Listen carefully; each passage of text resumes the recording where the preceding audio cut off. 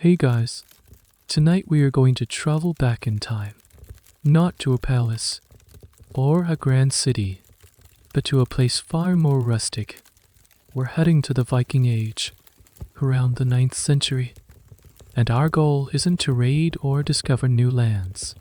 It's much simpler. To survive, you're not a great warrior or a powerful jarl.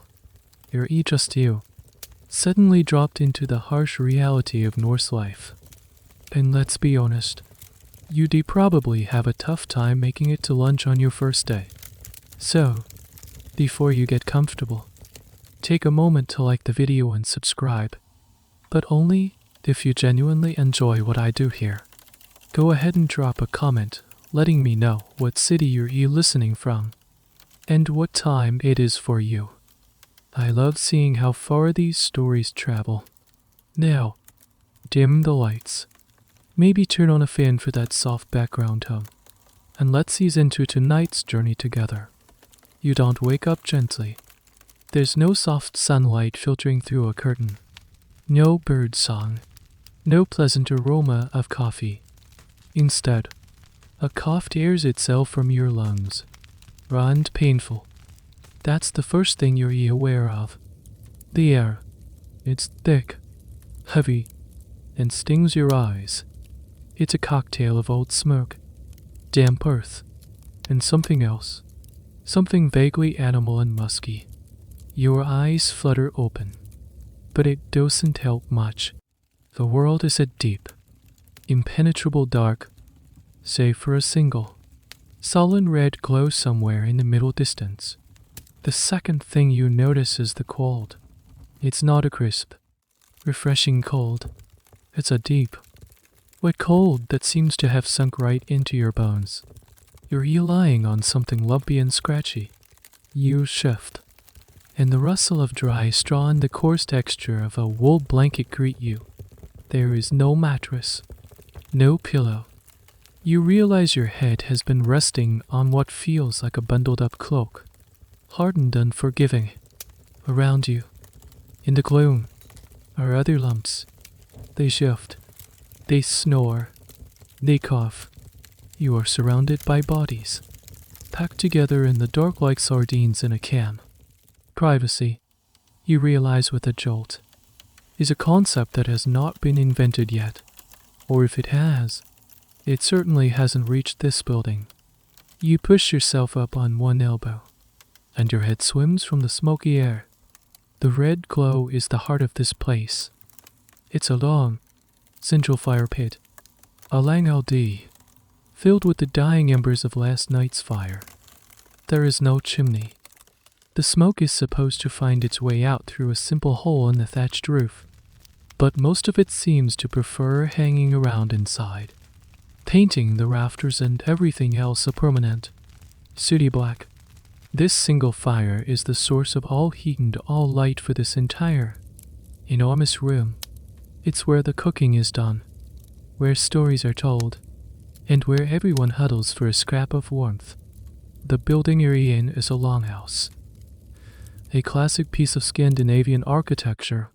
From the outside, it looks a bit like an overturned boat. Inside, it's one single, cavernous space. You and about 20 to 30 other people call this home. And not just people. At the far end of the building, separated by a simple wooden partition, you can hear the soft shuffling and lowing of livestock. The family's precious cows and sheep are sheltering from the cold under the same roof. It's a practical solution. The animals are safe, and their body heat provides a little extra insulation. It also explains the distinct barnyard perfume that you couldn't quite place earlier. You try to get more comfortable on your bed, which is really just a raised wooden platform running along the wall. These benches served as seating during the day and sleeping spaces at night. Beneath your scratchy blanket and the straw, you can feel a layer of something springy. It's a clever bit of Viking era comfort, a mattress of tightly packed heather. Some historians believe the oils in the heather acted as a natural insect repellent, which would be a small but welcome mercy in a place like this. It's a little piece of ingenuity in a world of hardship. As your eyes adjust, you can just make out the shapes of the other sleepers. High family here, a couple of farmhands there, but where does everyone fit? This is a point of ongoing debate among archaeologists. The layout of a longhouse was not random. It was a map of the social hierarchy. The head of the family, the patriarch, would have his sleeping space in the warmest, most prestigious spot, usually in the middle of the house, closest to the fire. Poorer relatives, servants, and farmhands would be relegated to the colder, drafty ends, closer to the door or the animal stalls. Your position on this sleeping bench says everything about your status in this household. So, the question is, where are you? Judging by the draft, chilling your back into your proximity to the cow-scented end of the room, your social standing probably isn't great. You're just another body, another mouth to feed, waking up to a day where survival is the only thing on the agenda. Slowly, tearfully, you swing your legs off the wooden bench. Your bare feet meet the floor, and you immediately flinch. It's not wood. It's not stone. It's cold, hard-packed earth, and it feels slightly damp under your toes. A few stray bits of straw and something unidentifiable are embedded in the dirt. You stand up, feeling the full ache of a night spent on a wooden plank. The air is a little clearer up here, away from the floor, but the smoke still hangs in a hazy layer just above your head. A constant, irritating presence. The longhouse is slowly coming to life. The embers in the central fire pit are being gently stirred by a woman, who adds a few pieces of dried peat to coax a flame. The light, though still weak, is enough to finally reveal the true nature of your home. And it is underwhelming. The walls are not solid planks of wood as you might imagine. They are made of what's known as wattle and daub.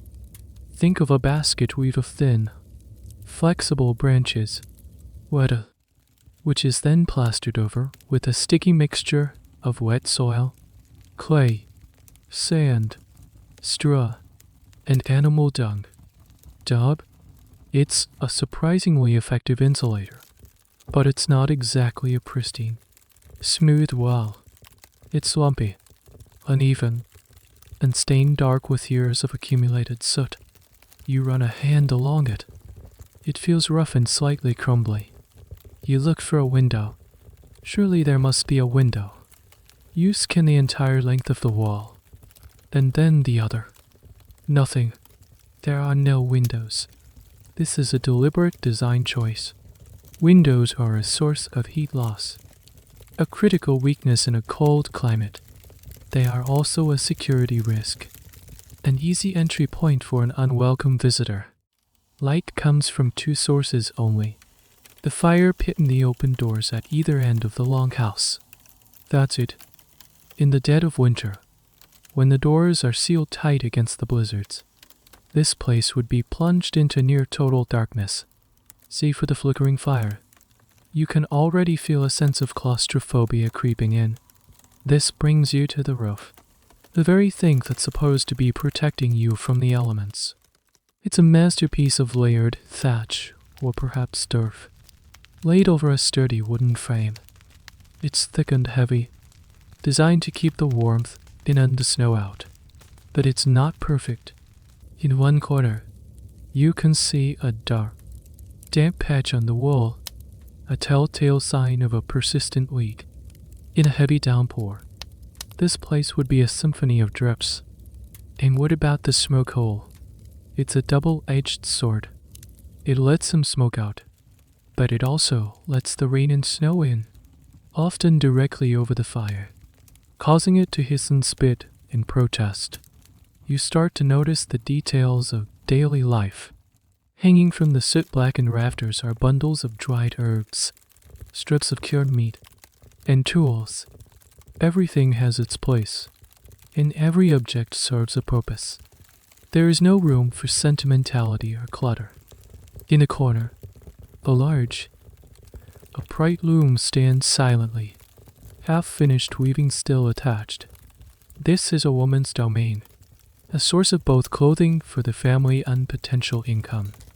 Near your sleeping bench, you spot a collection of sea chests. These are the most important pieces of furniture in the longhouse.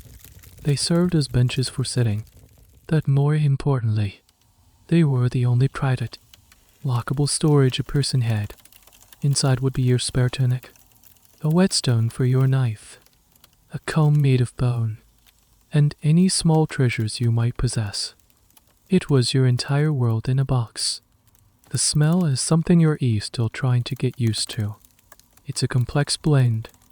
There's the ever-present smoke, the damp earth of the floor, the musky scent of unwashed wool and unwashed bodies, the faint aroma of the nearby livestock, and the lingering ghost of 100 past meals. To combat this, the floor is often strewn with fresh rushes or fragrant herbs like middagswat. It's the Viking equivalent of air freshener. A valiant but ultimately doomed attempt to mask the powerful reality of 30 people and their animals living in one room.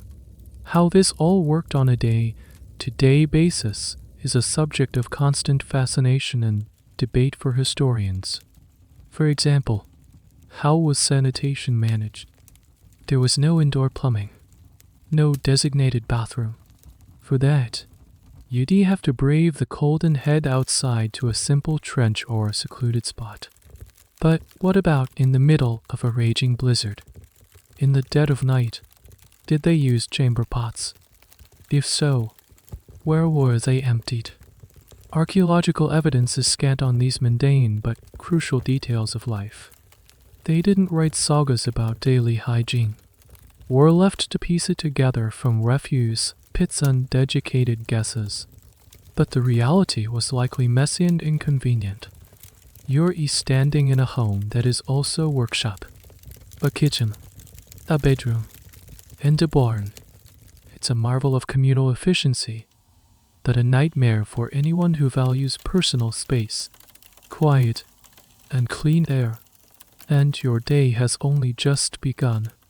Your stomach rumbles. It's a loud, hollow sound that echoes the emptiness of the longhouse. The morning chill has ignited a primal need for fuel, for something warm to fight back the cold that has settled deep in your marrow. You watch the woman by the fire, hoping for some sign of a grand, sizzling breakfast, maybe some bacon, some eggs, a nice hearty piece of bread. You can almost smell it. But that's just your 21st century imagination running wild. You need to temper your expectations. Drastically, the woman is not preparing a feast. She's tending to a single, large soapstone pot that hangs from a hook over the fire. Into this pot, she ladles some water from a wooden bucket and adds a few handfuls of something from a sack. It looks like oats, or maybe barley. She stirs it with a long wooden spoon, her movements slow and practiced. This, you realize with a sinking feeling, is breakfast. It's porridge, or, more accurately, a kind of gruel. It's the staple food, the reliable, if uninspired, fuel that gets you through the morning. This morning meal is called dagur armel, or day meal. There were typically only two main meals in a Viking Age day. This one, and the nattmeal, or night meal, eaten at the end of the working day. The idea of a 3-meal structure, let alone snacking in between, is a modern luxury. You ate to work, and you worked to eat. It was a simple, brutal cycle. Your handed a small, rough-hewn wooden bowl and a spoon carved from bone. The woman ladles a portion of the grayish, steaming mush into your bowl. It's thick and lumpy. There's no sugar, no milk, no cinnamon, no berries. This is the basic, unadorned version, if you were lucky. Maybe a spoonful of honey might be stirred in for a treat, or a dulled with skya, a thick, tangy yogurt-like substance. But today is not a lucky day. Your breakfast is bland, monotonous, and utilitarian. Its only virtues are that it's hot and it's filling. You eat it, because not eating is not an option. As you spoon the gruel into your mouth, you look at what else is available. The diet of an average Norse person was heavily dependent on what their own farm could produce and what the local environment provided. In the rafters, you see dried and smoked fish, a testament to the importance of the sea. There would be herring, cod, and whatever else could be pulled from the cold waters. There are also braids of onions and perhaps some leeks. In a storage pit dug into the earthen floor, root vegetables like turnips and carrots would be kept, though the carrots wouldn't be the bright orange you're used to. They'd be purple or white. What about bread? Bread existed, but it was a bit of a luxury. It was typically a dense, heavy flatbread made from barley or rye, cooked on a hot stone or griddle over the fire. Wheat was difficult to grow in the harsh northern climate. So light, fluffy bread was largely unknown. Your daily bread was more like a hard, chewy cracker. One of the great debates among historians revolves around the Viking diet, specifically its variety and nutritional value. Skeletal remains often show signs of hardship, worn down teeth from a gritty diet, evidence of iron deficiency anemia, suggesting life was a struggle. Yet, other sources, like the sagas, speak of feasts and bountiful tables. The truth, as always, probably lies somewhere in the middle.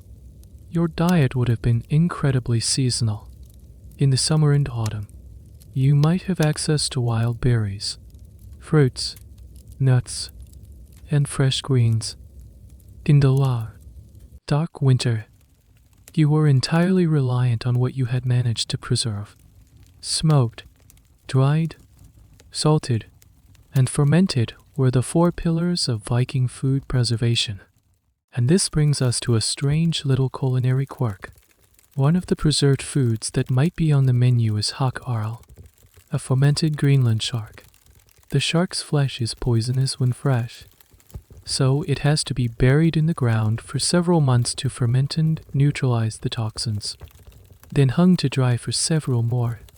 The result is a food with an incredibly strong, ammonia-rich smell and a taste that has been politely described as acquired. It's a prime example of Viking ingenuity, turning something deadly into something edible. But it's not exactly a dish you'd look forward to. It's a reminder that, for many, eating wasn't about pleasure. It was about caloric intake. You finish your bowl of gruel. It sits in your stomach like a warm stone. It's not satisfying, but it will have to do. The brief respite of the morning meal is over. The men are starting to pick up their tools, their faces grim and set for the day ahead. There's no time to linger by the fire. No second cup of coffee. The sun is up, however weakly, and the land demands its due. Your breakfast wasn't a culinary experience. It was a transaction. You've paid your body the minimum required energy to function, and now you have to go spend it. You follow the others out of the longhouse, stepping from the smoky darkness into the pale, watery light of a Scandinavian morning. The air is cold and clean, a welcome relief after the stuffy interior. But there's no time to enjoy it. Before you lies the reason for your existence, the source of all your food and all your anxiety. The farm. It's not a picturesque landscape of rolling green fields. The land here is rugged and unforgiving. Patches of cleared farmland, called TUN, are carved out of the surrounding woods and rocky terrain. These fields are small and irregular, following the contours of the land. The soil looks thin and stony. This isn't the rich, deep loam of more temperate climates. This is a land that fights you every step of the way. Someone thrusts a tool into your hands. It's an art, a type of light scratch plow. It's made of wood, perhaps with a small iron tip if the owner is wealthy. But many were all wood. It doesn't have a moldboard to turn the soil over like a modern plow. It just scratches a shallow furrow in the earth. Your job is to guide this thing. In front of you, a pair of skinny-looking oxen are yoked together. They are your engine, and they don't look particularly enthusiastic about the task ahead. Your work begins. You lean your weight into the yard, trying to force it stiff into the reluctant ground. The oxen strain forward, and the yard lurches, snagging on a rock just below the surface. The jolt travels up the wooden handle and straight into your arms and shoulders. You grunt, wrestle it free, and urge the oxen on. This is what you'll be doing for hours. It's a slow, grueling process of scratching lines into the earth, back and forth, under a vast and indifferent sky. The work is repetitive, mind-numbing, and physically punishing. Your back begins to ache almost immediately. Your hands, soft and unaccustomed to manual labor, are already starting to feel raw against the rough wood. Behind you, another person follows, scattering seeds into the furrow you've just carved. They are careful, rationing the precious grains. A bad harvest means starvation, so not a single seed can be wasted. The growing season here is brutally short. You have a small window of opportunity to plow, sow, and pray that the weather cooperates. A late frost, a summer drought, or a week of heavy rain at the wrong time can mean disaster. This isn't just farming. It's a high-stakes gamble against nature. What exactly are you planting? The main crops are hardy grains that can withstand the climate. Barley and rye are the most common, along with oats. Some hardier vegetables like beans and peas are also cultivated. These are the crops that will form the basis of your diet for the entire year. The porridge, the bread, the ale, the success or failure of this single field will determine whether you feast or starve come winter. This brings up a fascinating but grim little detail of Viking agriculture: the use of manure. In a world without chemical fertilizers, enriching the soil was a constant challenge. The most valuable fertilizer was animal manure. It was painstakingly collected from the byre, where the animals spent the winter and spread on the fields. But there's another, more controversial theory among historians.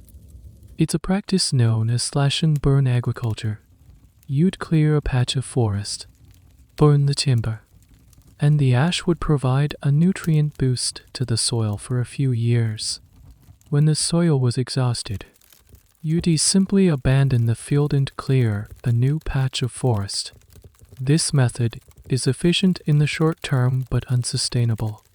Whether this was a widespread practice or only used in certain regions is still a topic of scholarly debate, but it highlights the desperate measures people took to get the land to yield a crop. As you work, you look around at the other tasks being performed. It's not just plowing. Women are in the small garden plots closer to the longhouse, tending to the vegetables and herbs, the kale, onions, and dill that will add so much needed flavor to the endless porridge. Children are out on the rocky hillsides, watching over the grazing goats and sheep, their eyes peeled for any sign of a wolf or other predators. Other men are repairing a stone wall that marks the boundary of the farm. The wall isn't just a marker. It's a defense against the encroaching forest and a way to keep the livestock contained. Every single person, from the youngest child to the oldest elder who can still work, has a role to play. The farm is a machine, and everyone is a cog. By midday, your body is screaming in protest. Your back is a knot of pain. Your hands are blistered, and a film of sweat and dirt covers your skin despite the cold. You look at the field. You've barely made a dent. The rows you've plowed look pathetic against the vast expanse of untilled earth. There is no lunch break. You might stop for a mouthful of water and a piece of hard bread, but the work doesn't stop until the light fails. This is the reality of your life. It's not about glorious battles or epic voyages. It's about this field. It's about the strain in your shoulders, the rocks under the soil, and the constant, gnawing worry that all this back-breaking labor might not be enough. The afternoon sun, if you can call it that, begins its slow descent, painting the sky in shades of pale yellow and gray. The work in the fields finally winds down as the light starts to fail. You trudge back towards the longhouse, every muscle in your body humming with a dull, throbbing ache. The relief you feel is immense, but it's short-lived. You're not just tired. You're entering a new kind of minefield. Social interaction. You're gathered outside the longhouse with a few other farmhands, cleaning mud from your tools. Nearby, your neighbor, a grim-faced man named Bjorn, is inspecting a fence post you helped set earlier in the day. He kicks it with his boot. It wobbles slightly, his eyes narrow, and he shoots a look in your direction. It's not a friendly look. It's a look of appraisal, of judgment. You quickly look down, busying yourself with your work, a cold knot forming in your stomach. You didn't mean to set it poorly. You were just exhausted. But in this world, intention doesn't matter as much as result. This is your introduction to the intricate and dangerous world of Norse social dynamics. Your modern sensibilities of live and let live and don't sweat the small stuff are not just useless here. They are hazardous. Viking Age Scandinavia was a face-to-face society. You lived and worked with the same small group of people your entire life. Every action, every word, was observed, judged, and remembered. Reputation was everything. Your neighbor Bjorn isn't just annoyed about a wobbly fence post. HES assessing your worth. Are you a reliable, hard-working member of the community? Or are you lazy and incompetent? The answer to that question could affect everything from who you're allowed to marry to whether someone will stand with you in a dispute. A small act of carelessness can brand you as a liability. The conversation around you is muted. People are tired, but you notice the way they talk. It's direct, blunt, and laced with a kind of dark, fatalistic humor. They trade insults that would sound shockingly personal to your ears. But here, it seems to be a part of their communication style, a well-crafted insult. Undi was a form of art. However, there was a fine line. A clever jab could earn you a laugh, but the wrong kind of insult, one that questioned a man's courage or a woman's honor, was a deadly serious matter. This is where the concept of blood feuds comes into play. If your ancestor had wronged Bjorn's ancestor 2 generations ago, that debt of honor might still be hanging in the air between you. A blood feud wasn't just mindless violence. It was a grim, multi-generational system of justice in a society that lacked a central police force. If someone from another family wronged you or your kin, stole your livestock, insulted your wife, or caused a death, it was your family's duty to seek retribution. This could take the form of a fine, paid in silver or cattle, but it could just as easily escalate to violence. An eye for an eye was a very real principle. The Icelandic sagas are filled with these stories.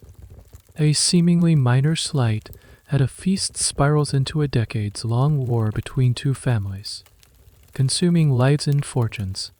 You realize that your wobbly fence post, while seemingly trivial, is a small tear in the social fabric.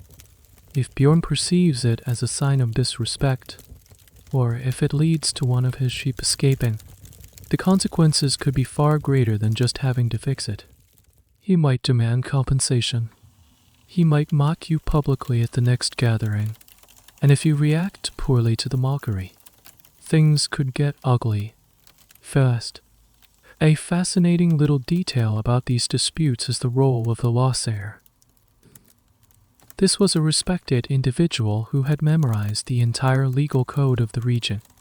At assemblies, he would recite 1/3 of the law each year, ensuring it was not forgotten in a world where most people couldn't read or write.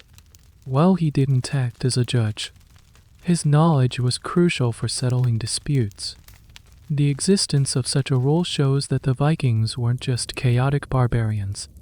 They had a complex legal system. The problem was enforcing it. The verdict of an assembly might be that Bjorn owes you compensation, but it was still up to you and your family to actually collect it. So you stand there, trying to be invisible. You watch Bjorn mutter something to his son, who also glances over at you. You are an outsider. You don't know the history between these families. You don't know the intricate web of obligations, alliances, and old grudges that defines this community. That man over there, his cousin is married to the sister of the man who owes your farm's patriarchate. The woman tending the fire, her brother was once fostered by the man you just accidentally jostled. It's a social minefield, and you are walking through it barefoot. Your best bet is to keep your head down. Speak only when spoken to, and for goodness sake, make sure the next fence post you set is as solid as a rock. Because your neighbor isn't just your neighbor. He is a potential rival, the potential ally, and a keeper of grudges you can't even begin to understand. As dusk settles and the work is done, everyone begins to file back into the longhouse. The fire in the central pit has been built up, testing a warm, flickering orange light that dances across the soot-stained rafters. The air is once again thick with smoke, but now it's mingled with the smell of cooking. The night meal is being prepared. This is the main meal of the day, and after the back-breaking labor, you are ravenously hungry. You find your spot on the benches along the wall. The seating arrangement, you now understand, is no accident. The patriarch of the family, the HUS Bondi, sits in the high seat, the most prominent and comfortable position. His family and most respected guests sit near him. Your place, predictably, is further down the bench, in the dimmer, draft IE or section.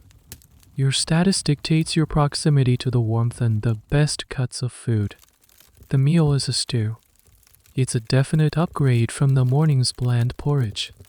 Bubbling away in the large soapstone cauldron is a mix of whatever was available.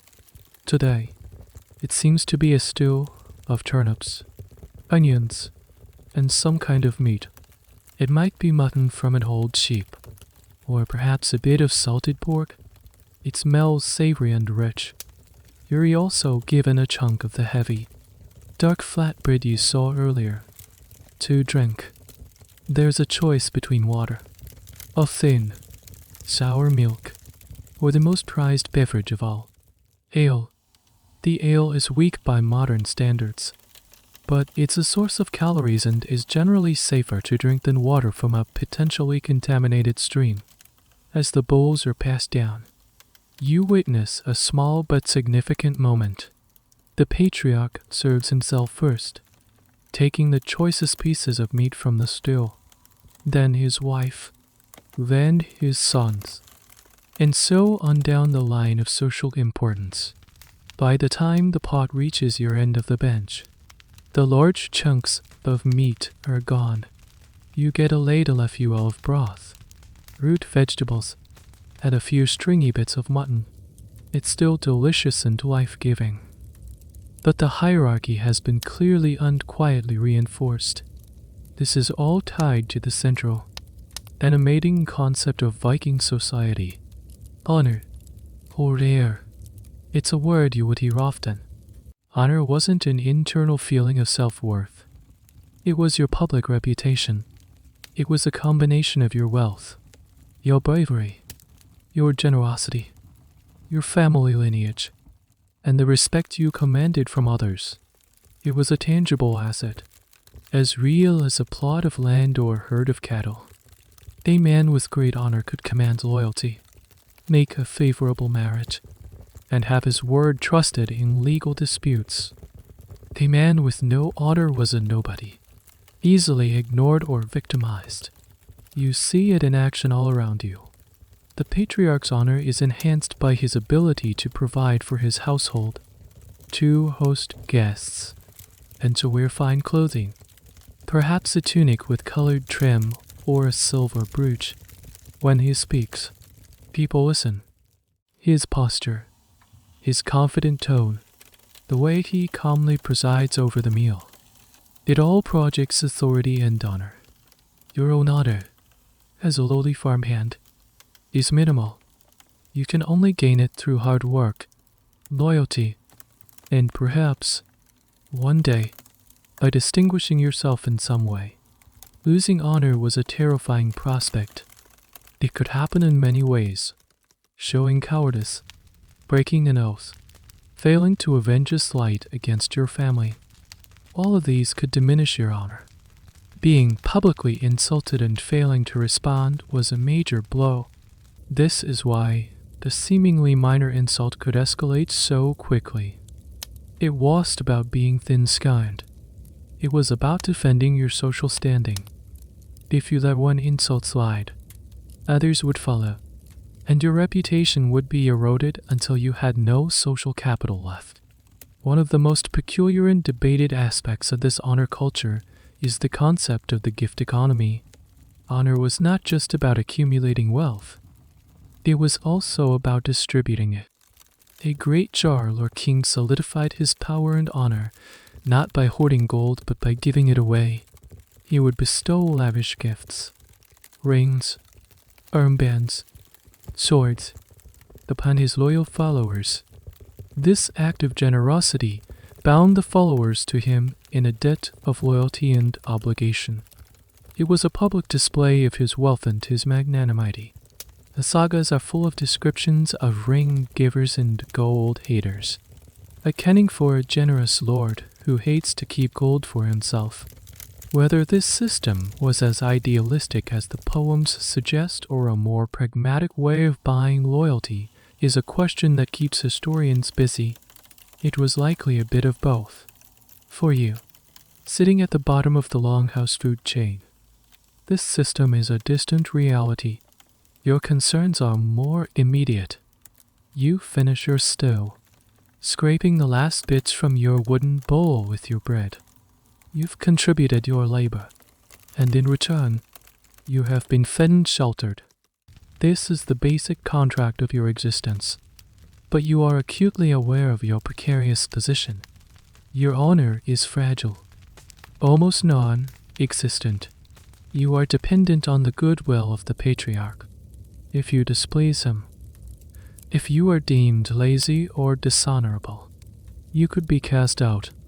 And to be without a household, without the protection of a lord, is to be utterly alone in a very dangerous world.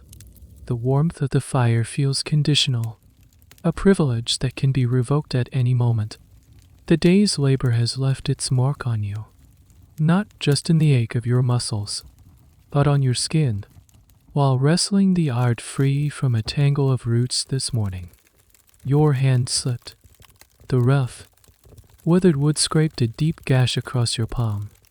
At the time, you barely noticed it, wiping the blood on your tunic and carrying on. But now, in the relative quiet of the longhouse, it started to throb. A deep, persistent, rhythmic pain. You look down at your hand. The cut is dirty. It's filled with grime from the field and the tool. You try to clean it with a bit of water from a bucket, but the water itself doesn't look particularly clean. A woman next to you, Seeing your clumsy attempt, clicks her tongue. She's an older woman. Her face a roadmap of wrinkles. Her hands gnarled from a lifetime of work. She gestures for you to show her your hand. She examines the cut with a critical eye, then nods slowly. She disappears into the gloom at her end of the bench and returns with a small leather pouch. From it, she takes a pinch of something that looks like dried, stringy moss and a small knife.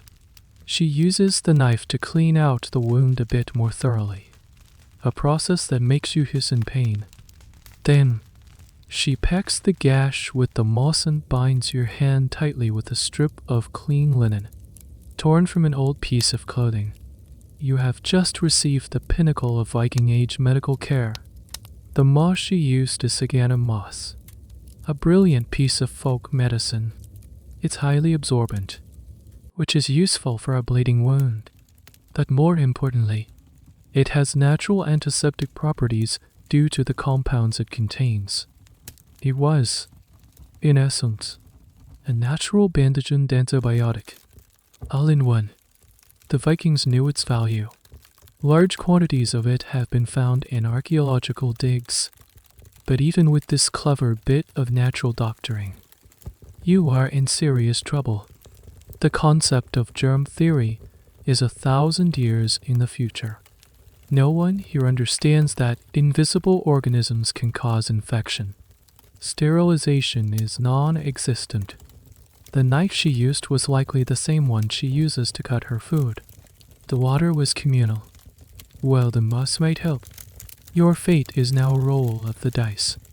If infection sets in, and there's a very good chance it will, there is no cavalry coming to save you. There are no antibiotics. A simple cut like yours could easily become a death sentence. If the wound becomes infected, you would first experience swelling, redness, and increasing pain. Then would come the fever, the chills, the weakness. The infection could spread through your bloodstream, leading to sepsis. Within days, you could be dead. Ultra common, everyday injury. Skeletal remains from the Viking Age often show evidence of infections that spread to the bone, a condition called osteomyelitis, which would have been excruciatingly painful and often fatal. What other medical knowledge did they possess? It was a mix of practical know-how, herbalism, and a heavy dose of magic. They were skilled at setting broken bones, using splints and tight bindings to hold the limb in place until it healed. Assuming it healed straight, they could perform some basic surgery. Skeletons have been found with evidence of T-repanation, the drilling of a hole in the skull, which some individuals actually survive. The purpose of this procedure is still debated by archaeologists and historians. Was it to relieve pressure on the brain after a head injury? Or was it a ritualistic practice meant to release evil spirits? The answer is likely lost to time. For most ailments, you would rely on the local wise woman or leech, like the one who just treated you. Their knowledge of herbal remedies was extensive. They would use yarrow to stop bleeding, midalswat for pain relief. It contains salicylic acid, the active ingredient in aspirin, and various poultices and potions for everything from coughs to stomach aches. But where practical knowledge ended, magic and superstition began. An illness might be blamed on an elf shot, a sudden pain attributed to invisible elf arrows, or the displeasure of a malevolent spirit. The cure, therefore, would involve not just herbs, but also chanting magical incantations, or gale dive, and carving protective runes. The line between medicine and magic was blurry, if it existed at all. A healing spell was considered just as valid a tool as a healing herb, so use it there. Your hand tightly bound, feeling the throbbing pain. You are now in a quiet, personal battle for survival. Every shiver, every flush of heat will be a source of anxiety. The old woman did what she could. applying the best knowledge her time had to offer. But the rest is up to luck, to fate, or weird, as the Norse would call it. The feeling of helplessness is profound. Back in your own time, this would be a minor inconvenience, easily treated with a disinfectant wipe and a bandage, or at worst, a quick trip to a clinic. Here, it is a mortal threat.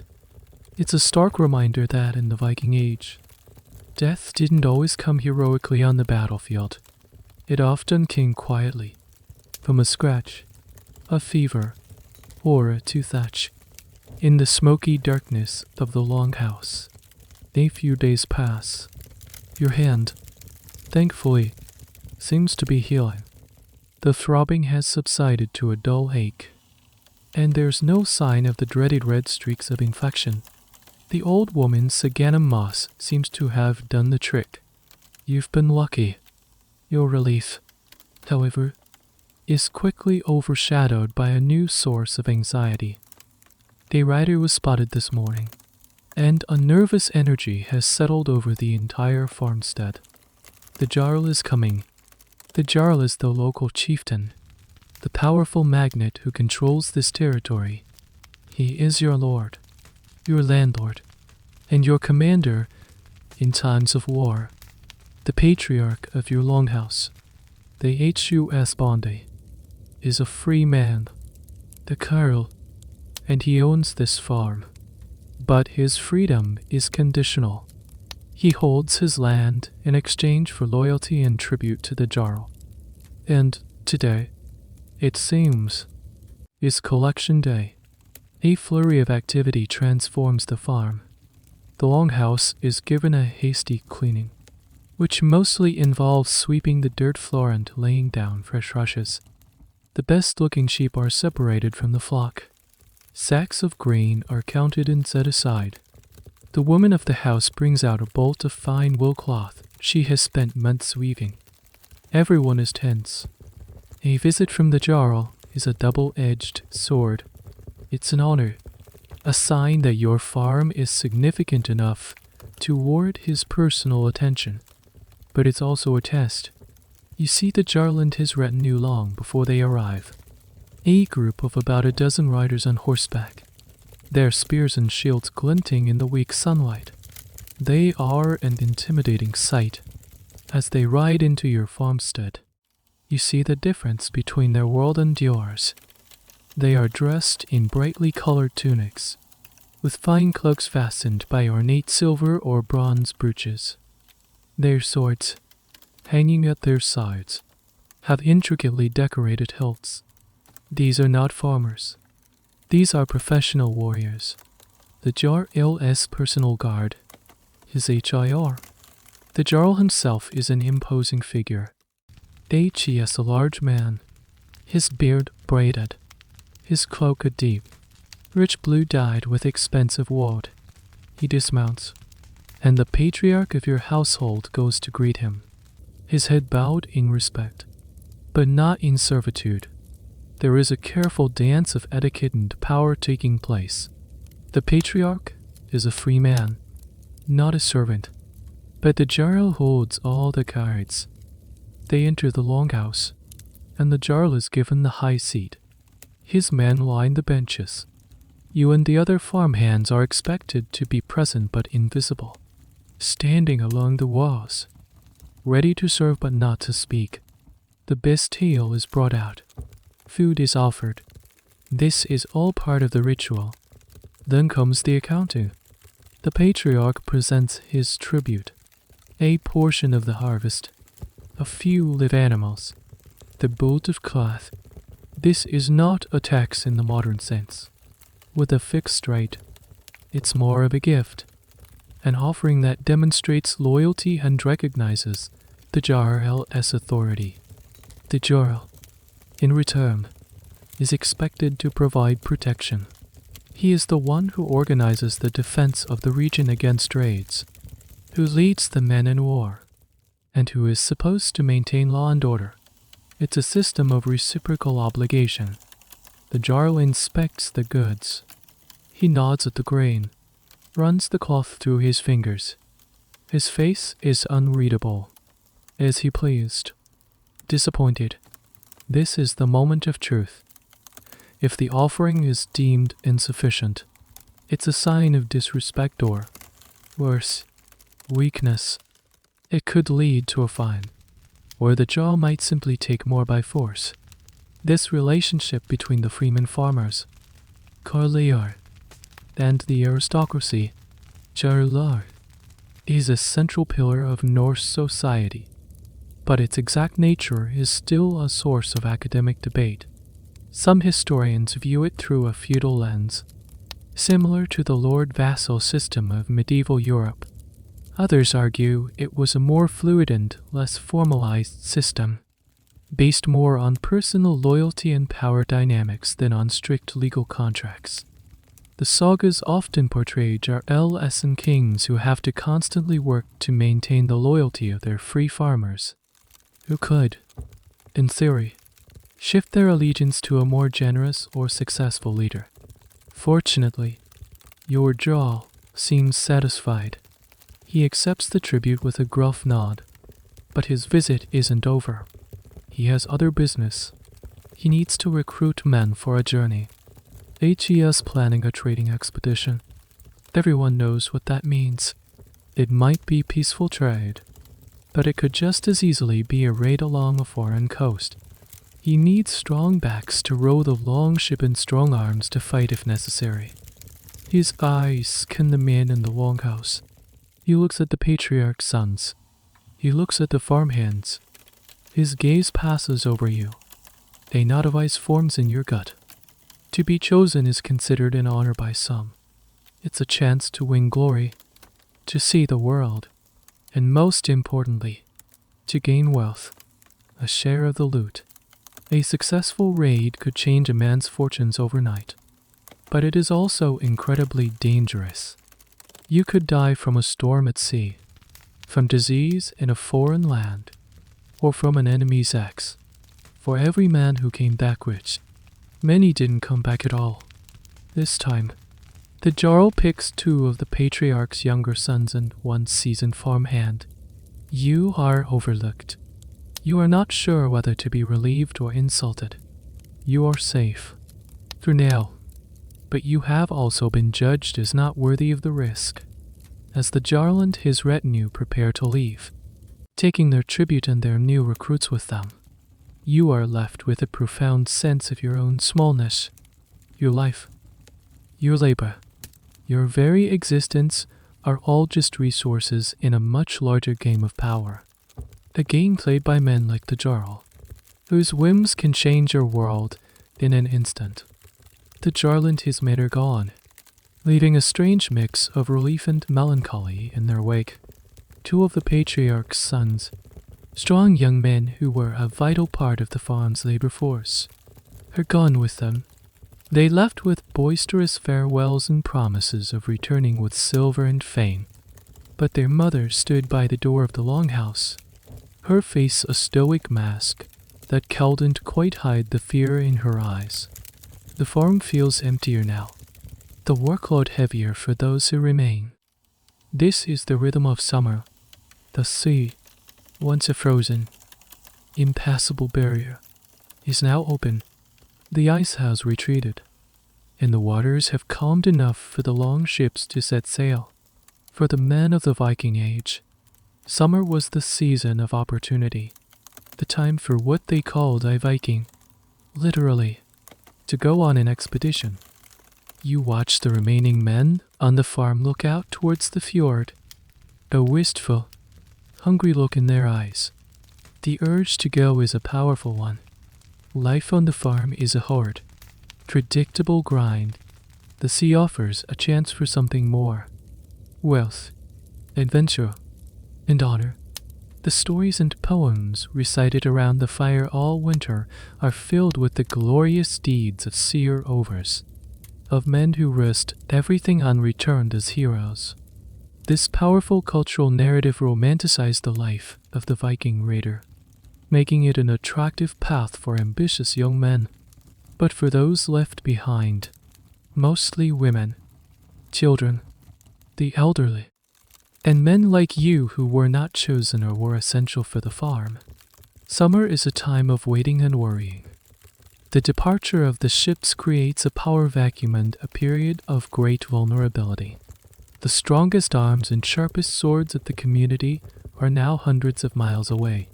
Your farmstead, and others like it along the coast, are now a softer target. The threat of raids doesn't just come from foreign lands. It can come from your own neighbors. A rival jarl from the next fjord over might see this as the perfect opportunity to settle an old score, to steal livestock, or to burn a farmstead to the ground. The sagas are filled with tales of such opportunistic attacks. The summer, for all its light and warmth, is a tense and watchful season. The woman of the house, the HUS Freja, now takes on an even greater role. With her husband and sons away, the responsibility for the farm rests squarely on her shoulders. She directs the labor, manages the food stores, and oversees the defense of the household.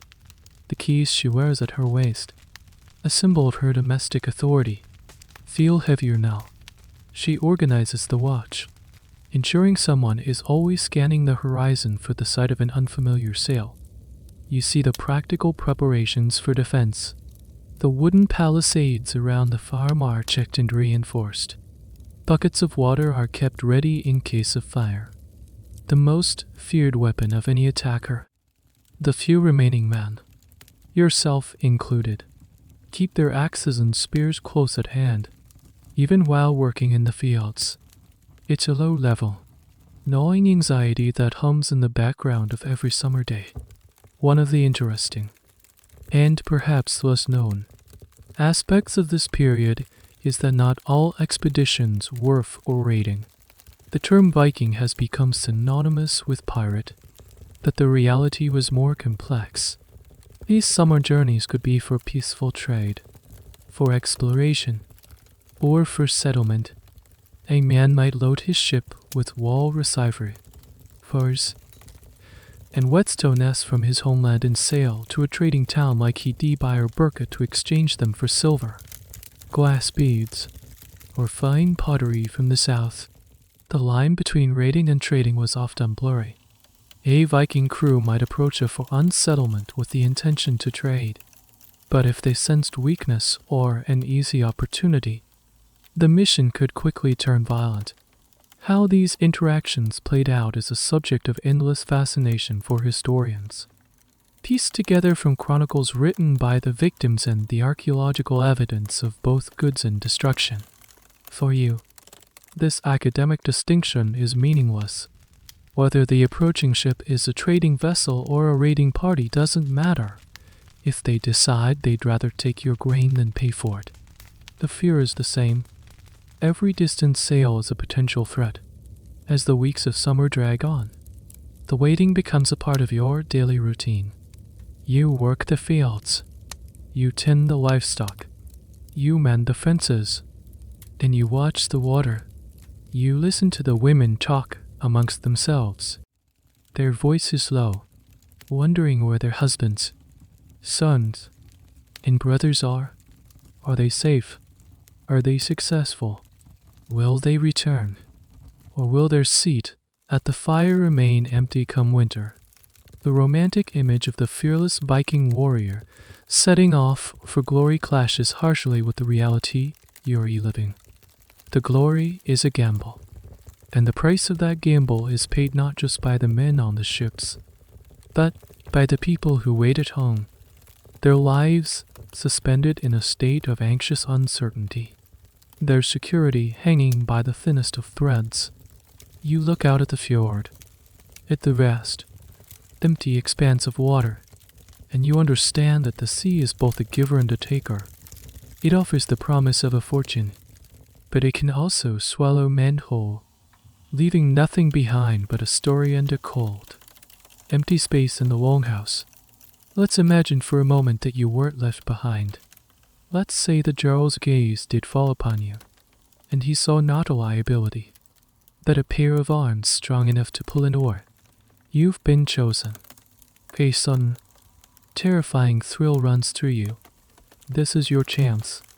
You grab your small sea chest, your spare tunic, and the axe you use for chopping wood.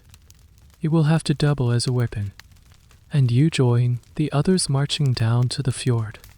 There, pulled up on the shore, is the reason the Viking Age happened at all. The longship.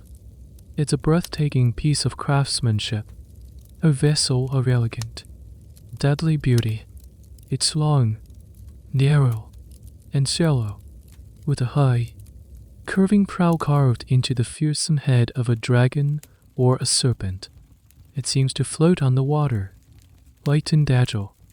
This ship is the pinnacle of Norse technology, a masterpiece of naval engineering. But your admiration quickly turns to apprehension as you get closer.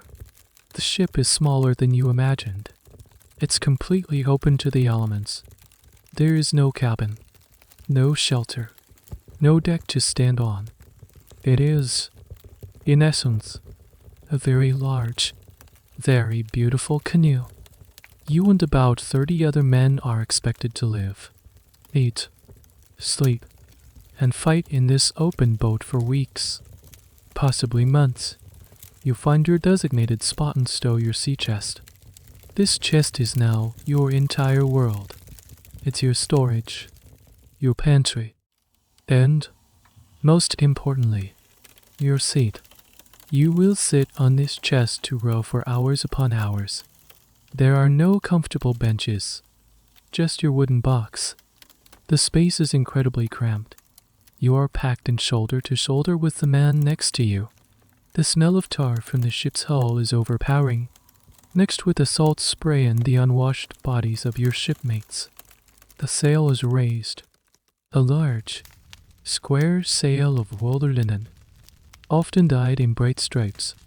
When the wind is favorable, the ship flies across the water. It's a glorious feeling. The wind in your hair, the ship cutting through the waves.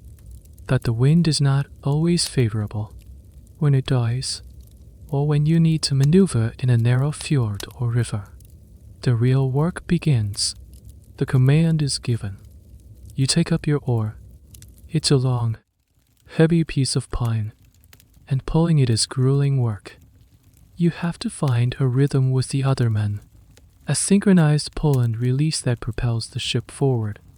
The first hour is manageable. After the third hour, your shoulders are on fire, your hands are raw, and your back is screaming. You are sitting on your hard wooden chest, your legs cramped, the cold sea spray constantly soaking you, and there is no stopping. You row until you are told to stop. This is the engine of the longship, and you are one of its human pistons. Sleeping is a miserable affair. When it's time to rest, you don't get to stretch out.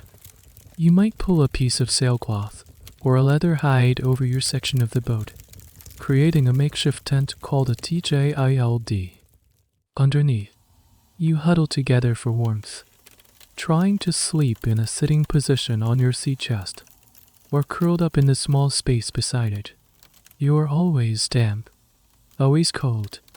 If it rains, a pool of foul water collects at the bottom of the boat, sloshing around your feet, soaking your gear. And what about food? There's no galley, no kitchen. The provisions are simple and non-perishable. Hard, dry flatbread, salted and dried fish or meat, and water or ale stored in skin bags or wooden barrels. A small soapstone pot might be used to cook a simple porridge or stew over a fire built in a filled box on shore. But while at sea, most of your meals are cold and unappetizing. It's purely fuel for the rowing. This brings us to a little known but crucial piece of gear, the sundvorn. Historians and experimental archaeologists have debated how Vikings protected themselves from the constant exposure. It's believed they wore outer garments made of leather or heavily greased wool, which would have been highly water-resistant. This would have been your only defense against the hypothermia that was a constant. deadly threat on the North Atlantic. Without such protection, a journey of any length would have been impossible. The psychological toll is as bad as the physical one. You are trapped in a small, floating prison with 30 other tired, irritable men. The same faces, day in and day out. The lack of privacy is absolute. The fear is a constant companion. The open ocean is terrifying. A storm can appear with little warning. In your shallow drafted ship, so brilliant in coastal waters, can be tossed about like a toy by the massive ocean swells. Many ships simply vanished, lost to the waves, their crews never heard from again. Then there is the sheer boredom. Hours and hours of rowing, with nothing to look at but the grey sea, the grey sky, and the sweaty back of the man in front of you. To pass the time, men would sing songs, tell stories, or play games on small, carved game boards. This was essential for morale, a way to keep the mind from succumbing to the crushing monotony and fear. You are not a warrior on this ship. You are a sailor, the rower, a beast of burden. The glorious battle you imagined is a distant possibility. The current reality is this oar, this cramped space, this gnawing hunger and cold. You look at the grim, weathered faces of the veteran sailors around you, and you realize that the life of a Viking is not a sprint to glory. It's a marathon of misery, punctuated by moments of sheer terror and, if you are incredibly lucky, a brief, shining moment of victory. After what feels like an eternity of rowing and shivering, the coastline changes. You've arrived, not at a place to raid, but at one of the great trading hubs of the Viking world. A place like Udi by modern-day Germany or Birka in Sweden. The dragon head on your prow is covered with a plain wooden cap. You are here as merchants, not warriors, at least for now. The ship navigates up a crowded waterway and moors alongside dozens of other vessels from all over the known world. The sight is overwhelming. The air, which you thought couldn't get any more potent, is now a bewildering symphony of new smells. Exotic spices, roasting meat, unwashed traders, and the stench of 1,000 people living in a confined space. The sound is a dull roar, a cacophony of languages you don't understand. Old Norse, Old English, Frankish, Arabic. This is the melting pot of the Viking Age. You and the crew get to work unloading your cargo, the goods from your homeland, furs, walrus ivory, soapstone pots, ember, are carefully brought ashore. Your Jarl, now acting as a shrewd merchant, begins to negotiate with other traders. You are merely the muscle, tasked with guarding the goods, but you have a few hours of freedom, a chance to explore this temporary city. The market is a chaotic, vibrant maze of tents and makeshift stalls. You wander through, your eyes wide. You see things you never imagined existed. Frankish merchants are selling fine glassware and high-quality swords, their blades shining with a pattern-welded steel that makes your simple wood-chopping axe look like a toy. A trader from the south displays beautiful, brightly colored pottery. A man with dark skin and strange clothes is selling silver dirhams from the Abbasid Caliphate, coins that have traveled thousands of miles along the river routes of Eastern Europe. You see silks from the Byzantine Empire, wine from the Rhineland, and salt, a precious and essential commodity. This is the other side of the Viking story, the one that often gets lost behind the horned helmet myths, which, by the way, are a complete fabrication of the 19th century. The Vikings were not just raiders. They were master traders and explorers. Their ships connected a vast network that stretched from Newfoundland to Central Asia. They were the middlemen of the early medieval world, moving goods, ideas, and people across huge distances. You have no money, but you do have a small item to trade. Before you left, the old woman who tended your hand gave you a small, well-carved bone cone. It's a common item, but well made. Your approach is all run by a craftsman selling beads. He has beads of all kinds, simple clay ones, brightly colored glass ones, and even some made of carnelian from the Middle East. Glass was a luxury item, a sign of wealth. You gesture to your comb and then to a string of simple blue glass beads. The trader inspects your comb, notes its fine teeth, and after a moment of consideration, he nods. You make the trade. You now possess a small piece of treasure, something beautiful and exotic from a faraway land.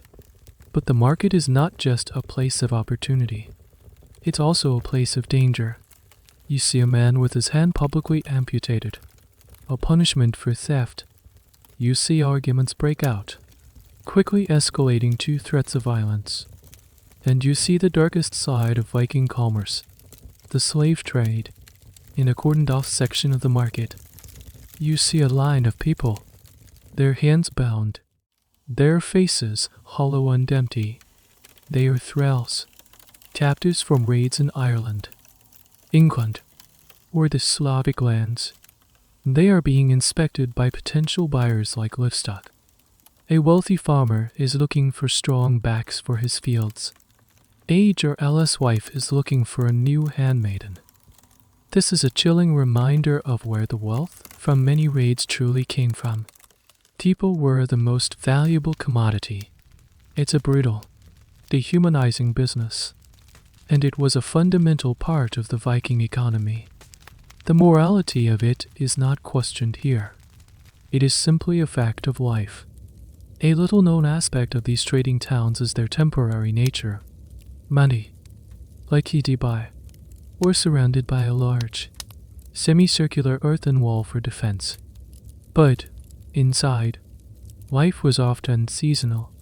Merchants and craftsmen would come for the busy summer trading season and might leave for more sheltered winter quarters when the seas froze over. The permanent population might be much smaller than the bustling crowd you see now. The exact governance and social structure of these cosmopolitan centers are still debated by archaeologists. Were they ruled by a local king or a jarl? Or were they semi-independent communities governed by a council of merchants? Your time is up. You are called back to the ship. You clutch your new string of beads in your pocket. It feels warm against your skin. The market was a glimpse into a much larger, more complex world than your small farm.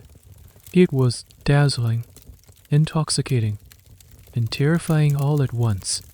It was a world built on the exchange of goods, but also on violence and exploitation. As you get back to the ship, ready for the next leg of the journey, you have a much clearer picture of what drives the men on these expeditions. It's not just a lust for battle. It's a lust for this, for the connection, the commerce, and the cold, hard silver that makes the world turn. Your journey, whether it was for raiding or trading, is finally over. The long ship returns to your home fjord. You arrive not with a bang, but with the quiet satisfaction of survival. Some men carry silver, others carry scars. Some, as the patriarch's wife had feared, did not return at all. The farmstead absorbs you back into its familiar rhythm. But you are different now. You have seen a sliver of the wider world. The experience, however, doesn't exempt you from the mundane realities of life. And soon, you find yourself embroiled in one. A dispute has arisen. Remember your neighbor Bjorn, the one with the wobbly fence post. His prize milking cow has wandered off, and he is accusing your household of stealing it. It's a serious accusation, one that strikes at the heart of your patriarch's honor. Stealing from a neighbor is a vile, dishonorable act. The patriarch vehemently denies it. suggesting the cow simply wandered off due to Bjørn's own poorly maintained fences. A pointed jab, recalling the earlier incident. Words get heated. Insults are exchanged. The situation is teetering on the edge of violence. But before axes are raised, an agreement is made to take the matter to the Thing. The Thing, from the old Norse Thing, was the governing assembly of the free people of a region. It was the heart of the Norse legal and political system. It wasn't a building. It was a place, usually a prominent field or a sacred mound, where free men would gather at set times to make laws, pass judgments, and settle disputes. This was democracy, Viking style. On the appointed day, you travel with your patriarch and the other men of the household to the Thing's stead. It's a large, open-air gathering. People from all the farms in the district are here. It's a solemn occasion, but it also has the air of a social event. People trade news, arrange marriages, and forge alliances. At the center of the assembly is a group of local chieftains and important landowners, including your Jarl. Presiding over the proceedings is the law sayer, the man who holds the entire legal code in his memory. The session begins. Various matters are discussed and debated. A newel, or a guarding inheritance, is proclaimed. A dispute over land boundaries between two families is heard. Then, it's Bjørn's turn. He stands before the assembly and formally makes his accusation against your patriarch. He presents his case, explaining how his cow, the best milker in his herd, vanished, and how he believes it was stolen. He might call witnesses who saw someone from your farm near his pastures. Then, your patriarch stands to make his defense. He swears a solemn oath on a sacred arm ring, calling the gods to witness his innocence. Oaths were incredibly important in Norse society. To swear a false oath was a terrible sin that would not only destroy your honor in this life, but could also affect your fate in the next. He then calls upon his own oath helpers, a group of respected neighbors or kinsmen who will swear that they believe he is a man of good character who would not commit such a crime. Their testimony is not about the facts of the case, but about the reputation of the accused. You stand in the crowd, watching this drama unfold. This is how justice is done. There is no police force to investigate, no forensics team to look for cow wrecks. The judgment will be based on testimony, reputation, and the power of the oaths. The chieftains presiding over the Thing will listen to both sides and then confer to reach a verdict. Their decision could go several ways. They could find in Bjørn's favor and order your patriarch to pay a hefty fine, a compensation known as WER Guild, man price, or, in this case, a cow price. This would be a huge blow to the farm's finances and a stain on the patriarch's honor. They could find in your patriarch's favor, declaring him innocent. This would shame Bjørn for making a false accusation. Or, if the evidence is unclear and both sides are adamant, they could resort to a trial by ordeal. This is where the legal system gets particularly dicey for modern minds.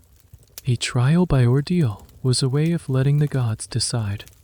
The accused might be forced to carry a hot piece of iron for a set distance or pluck a stone from a cauldron of boiling water.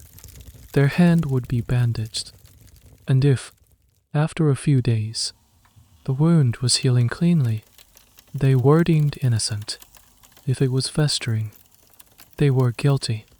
Whether these ordeals were commonly used for minor cases, like a stolen cow, or reserved for more serious crimes is a subject of scholarly debate. But the fact that they existed at all shows the deep integration of religious belief into the legal system. Fortunately for your patriarch, it doesn't come to that. After much deliberation, the chieftains deliver their verdict. They find that Bjørn has not provided sufficient proof of theft. They rule that the patriarch is innocent of the charge, but they also chastise both men for letting the dispute escalate, reminding them that good neighbors are the bedrock of the community. Your patriarch's honor is restored, but the relationship with Bjorn is now permanently soured. You walk away from the thing with a new understanding of this society. It wasn't pure anarchy.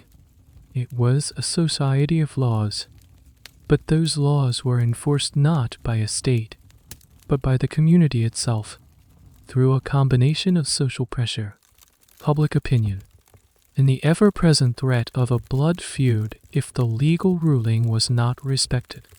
Justice was a participatory sport, and your reputation was your best, and sometimes only, defense. The verdict at the thing has cleared your patriarch's name, but the tension between your farm and Bjorn's remains thick in the air. The peace is fragile. In the weeks that follow, a series of unfortunate events unfolds. One of your sheep is found dead near Bjorn's land, its neck broken. A tool goes missing. Then, one evening, Bjorn's son, emboldened by Eland resentment, confronts one of your patriarch's sons in the woods. Insults fly, a scuffle breaks out, and, in the heat of the moment, a blow is struck, the fatal one. The news hits the longhouse like a physical blow. A man is dead, the son of your neighbor, killed by the son of your master. The fragile peace is shattered. The blood feud that was simmering under the surface has now boiled over.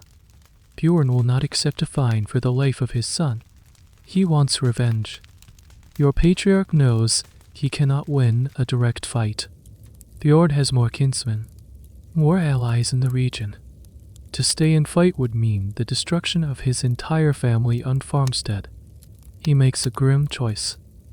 That night, under the cover of darkness, he gathers his immediate family, some essential supplies, and flees. You and the other farmhands are left behind. Your fate's uncertain, but the son who committed the killing cannot simply run. His crime is too great. He has become a Skage Armar, literally a forest man. He has been declared an outlaw. This is perhaps the most terrifying fate that could befall someone in the Viking Age. To be outlawed was not just to be banished. It was to be stripped of all rights, all protections, all humanity. An outlaw was no longer considered a person under the law. He was a wolf among men. Anyone could kill him without penalty. In fact, killing an outlaw was often seen as a public service, and sometimes even carried a reward. His property was confiscated, his family shunned. He was legally dead. The young man is now a fugitive, forced to live in the wild, in the forests and fells, constantly on the run. He must survive by hunting, stealing, and hiding. He can trust no one. Anyone who gives him food or shelter becomes an accomplice and risks being outlawed themselves. He is utterly and completely alone. The concept of outlawry in Norse society was a powerful tool for social control. It was the ultimate punishment for those who committed heinous crimes like murder or oath-breaking, crimes that tore the very fabric of society. There were two main types of outlawry. The lesser form, Hugwaldsorger, was a temporary banishment for 3 years. The condemned man had to leave the country and, if he survived and returned, could eventually be reintegrated into society. But for the most severe crimes, the sentence was full outlawry. This was a life sentence. You were to be hunted for the rest of your days. The sagas are filled with the tragic stories of outlaws. The most famous is the saga of Grettir the Strong, a formidable warrior who, through a series of misfortunes and his own hot-headed nature, is declared an outlaw. He spends 20 years as a fugitive, living in caves, battling trolls and other outlaws, and constantly yearning for a return to society. His story is a poignant exploration of loneliness, fate, and the crushing weight of being cast out. A fascinating and somewhat morbid detail of outlawry is the peace ball. When a man was declared an outlaw, that the thing, a special pole was erected. Carved on it might be runes detailing his crimes. This pole served as a public notice, a physical manifestation of his condemnation. It was a clear signal to everyone that this man was now fair game. The psychological impact of knowing such a marker existed, broadcasting your shame and your status as prey, must have been immense. Back at the farm, chaos reigns. With the patriarch gone, the household dissolves. The Jarl will likely seize the land and grant it to another family. You and the other landless farmhands are now adrift.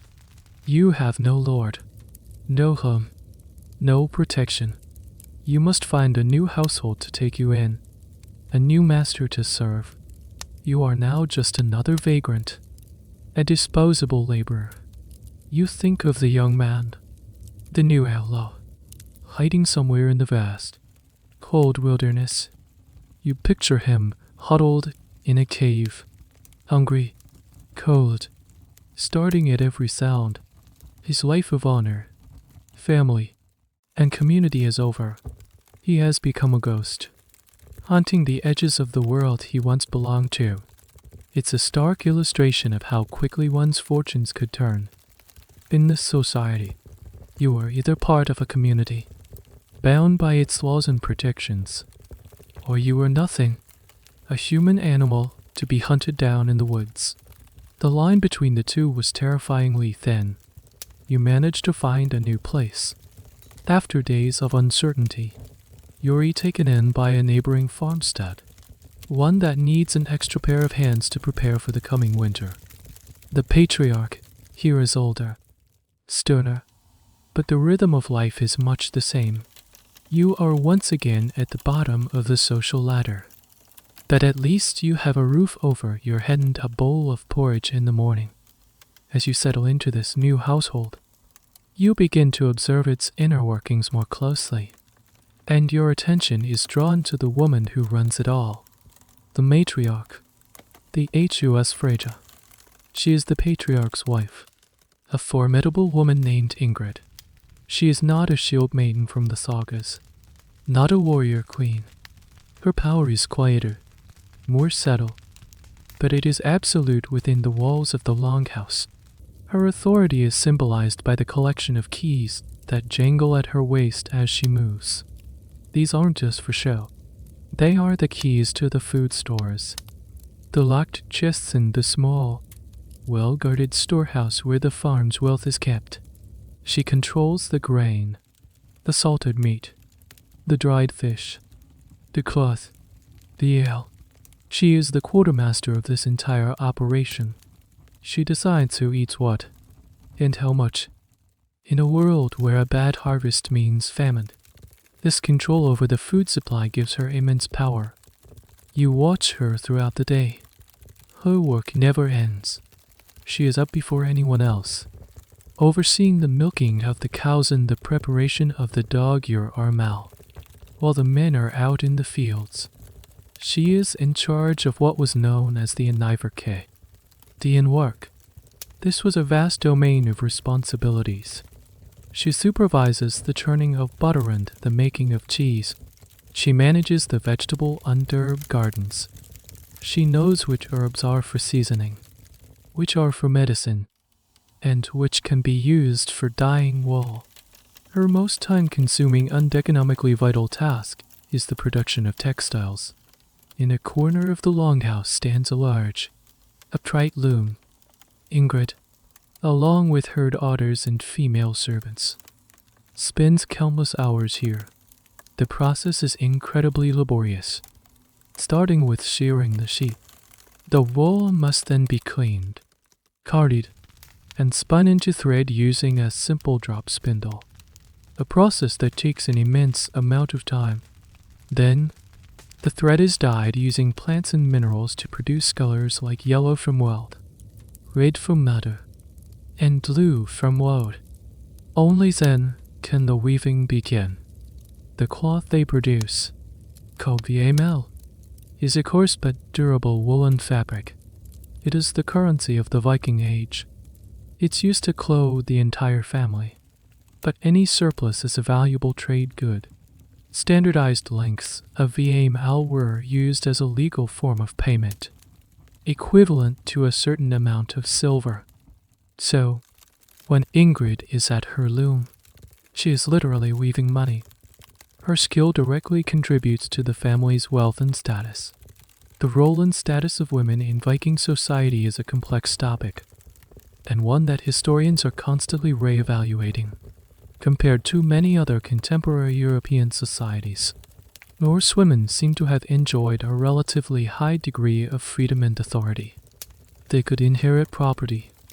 They had the right to divorce their husbands, and they were the undisputed masters of the domestic sphere. The sagas are filled with strong-willed, influential women who give counsel to their husbands, manage large estates, and are not afraid to incite their male relatives to action to protect the family as honor. However, this power existed within a strictly defined patriarchal framework. A woman's primary role was to marry and produce heirs, while she had the right to divorce. The social and economic consequences could be devastating, and her authority, while absolute within the home, did not typically extend to the public sphere of the thing or warfare. The idea of the shield maiden, the female warrior who fought alongside men, is a popular one, largely fueled by a few tantalizing saga mentions and some controversial archaeological finds. Like the book A Warrior Burial, the academic consensus is still very much out on how common, or even real, these shield maidens were. For the vast majority of women, their battlefield was the home, their weapon was the loom, and their shield was their ability to manage a complex and demanding household. One evening, you see this power in action. A traveling merchant stops at the farm, offering to sell a rare and beautiful glass bead. The patriarch is tempted, but he defers to Ingrid. She examines the bead, weighs its value against the cost, and after a moment's thought, she shakes her head. She has her own priorities. The food stores need to last the winter, and a new cloak is needed for her youngest son. The bead is a luxury they cannot afford. The merchant, knowing her word is final, doesn't argue. He simply packs up his wares and moves on. You realize that while the patriarch may be the public face of the farm, the Jarl's contact, and the representative at the thing, Ingrid is its heart and its spine. She is the one who ensures its long-term survival. Her life is one of relentless, grinding work, but it is also one of immense responsibility and quiet dignity. The longhouse does not function without the men's labor in the fields, but it would collapse into chaos and starvation without the steady, skilled hand of the woman who holds the keys. The days are growing shorter, the air colder. The work on the farm continues, but your attention is sometimes drawn to the smallest members of the household, the children. They are not coddled or helicopter-parented. From a very young age, life for a Viking child is a lesson in resilience and responsibility. You see them everywhere, small figures darting about the farmstead. The very young ones, toddlers, are often left to their own devices, playing in the dirt near the longhouse under the watchful but not overly anxious eyes of their mothers and older siblings. They play with simple toys, carved wooden animals, small boats, or just sticks and stones. Their games are imitations of the adult world they see around them. The boys might have miniature wooden swords and shields, play fighting in preparation for their future roles. The girls might have dolls or play at running a household, but playtime is short. As soon as they are old enough to walk and follow instructions, they are given chores.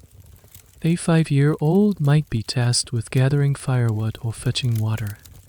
A 7-year-old is expected to help with the weeding in the garden or watch the geese to make sure they don't wander off. The older children, those nearing their teenage years, have significant responsibilities. The boys work in the fields alongside the men, learning to plow and harvest. The girls work with the women, learning to spin, weave, and manage the household. There is no formal schooling. Their education is entirely practical, a hands-on apprenticeship for the life they are destined to lead. Life is incredibly fragile for them. The infant mortality rate in the Viking Age was shockingly high. Many children did not survive their first year. Disease, malnutrition, and accidents were constant threats. Archaeologists examining burial sites have found that a significant percentage of the skeletons belong to children and infants. A simple childhood illness that would be easily treated today could be a death sentence. This harsh reality undoubtedly shaped the emotional landscape of the family. Historians debate whether the high mortality rate led parents to be more emotionally detached from their young children, as a defense mechanism against the almost inevitable loss.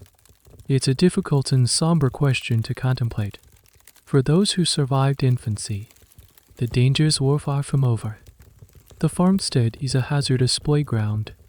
There's the open fire pit in the longhouse, sharp tools left lying about, and the ever-present risk of drowning in a nearby river or fjord. The children learn to be tough and self-reliant from a very early age because they have to be. You witness a scene that perfectly encapsulates this. A small boy, no older than 6, is trying to help his father mend a fence. He is holding a wooden post while his father hammers it into the ground.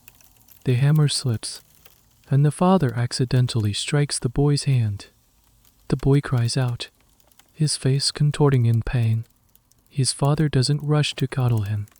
He simply examines the hand, sees that no bones are broken, and says, "It's a small hurt. Rub some dirt on it and get back to work." The boy, tears still streaming down his face, sniffs, wipes his nose on his sleeve, and picks up the post again. It seems cruel, but it's a lesson in the harshness of their world. There is little room for sentimentality when there is work to be done. A fascinating aspect of Viking childhood was the practice of fostering. It was common for a child, especially the son of a jarl or wealthy farmer, to be sent to live in another household for several years.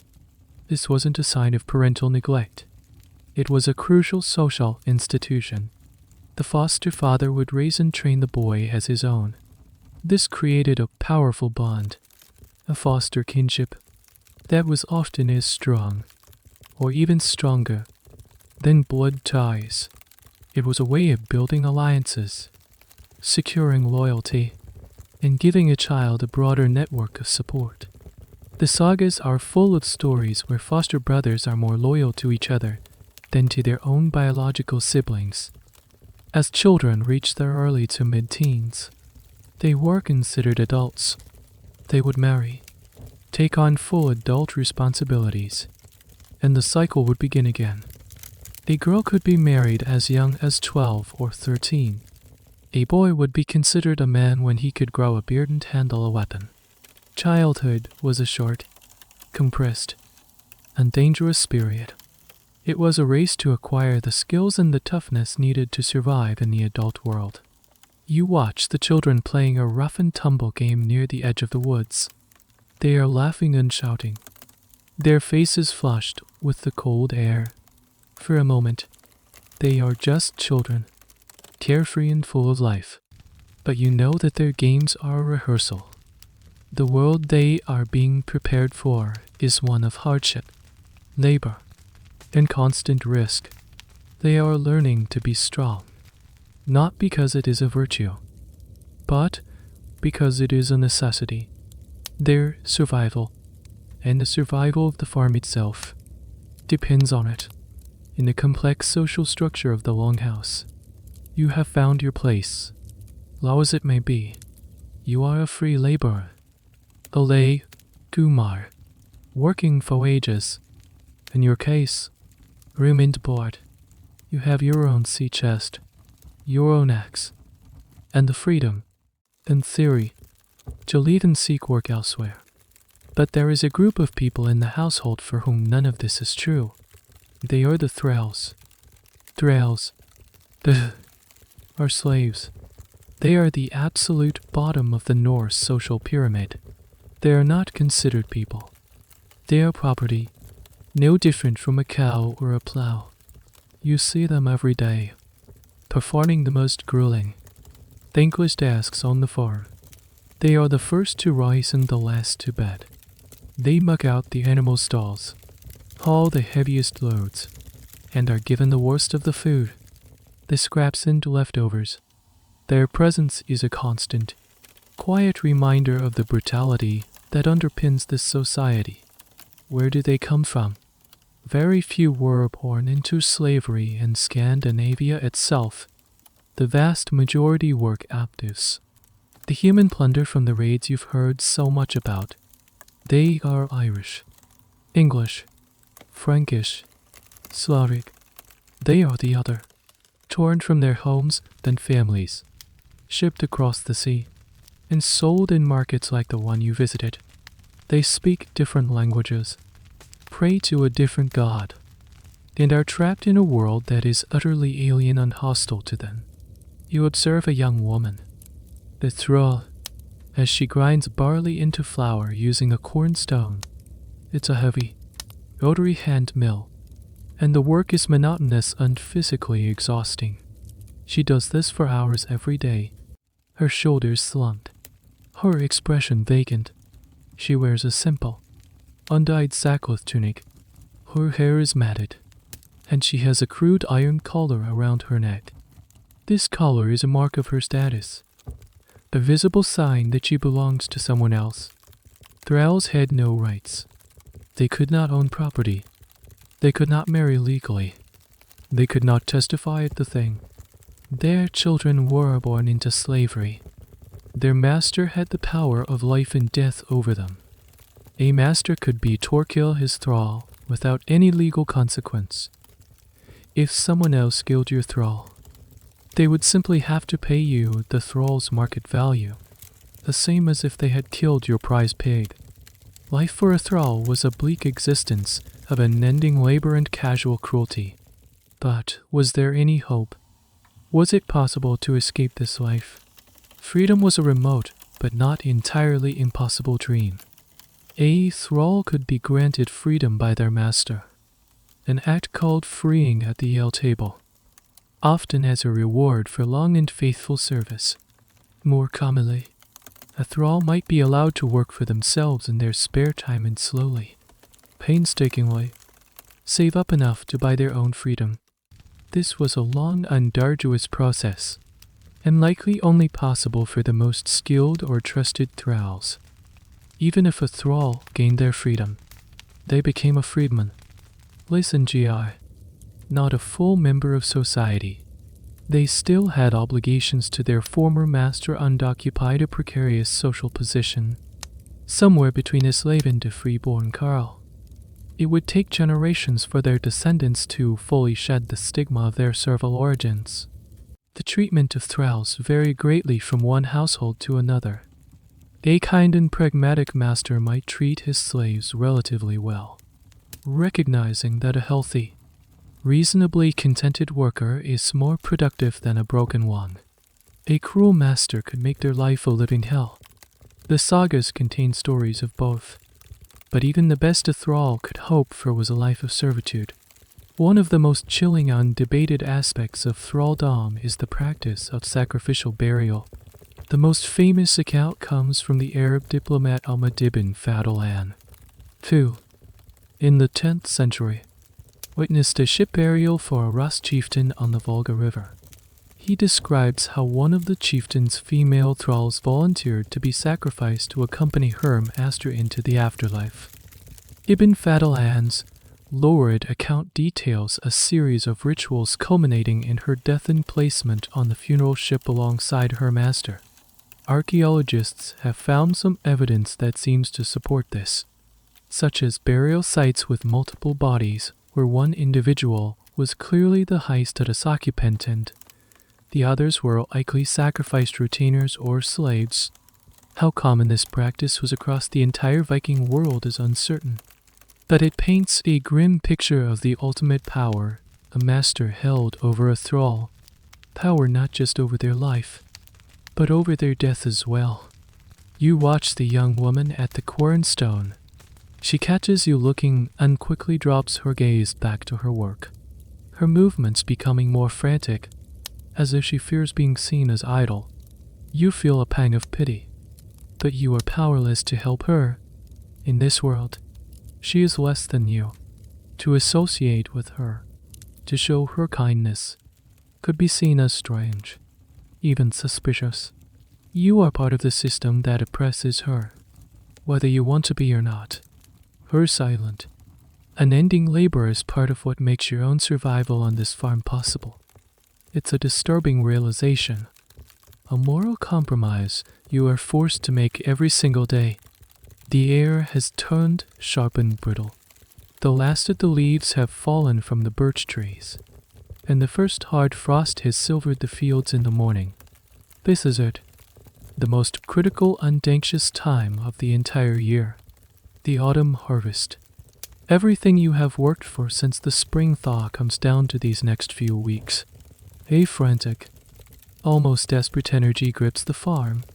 Every single able-bodied person is mobilized. The work is relentless, from the first hint of dawn until the last ray of light fades from the sky. There are no days off. There is no pacing yourself. A sudden turn in the weather, an early snowfall, a week of freezing rain could ruin everything. It is a race against the clock, a battle against the coming winter. You are in the fields, armed with a sickle. It's a simple, curved iron blade on a short wooden handle. Your task is to reap the barley. You grab a handful of stalks, slice through them with the sickle, and lay the bundle down. Then you move to the next one, and the next, and the next. The work is repetitive and back-breaking. You are bent over all day, and your lower back screams in protest. Your hand, the one that was cut before, aches from gripping the sickle. Behind you, others follow, gathering the cut stalks into sheaves and tying them with twisted straw. The children are put to work as gleaners, scouring the field after the reapers have passed, picking up every last dropped head of grain.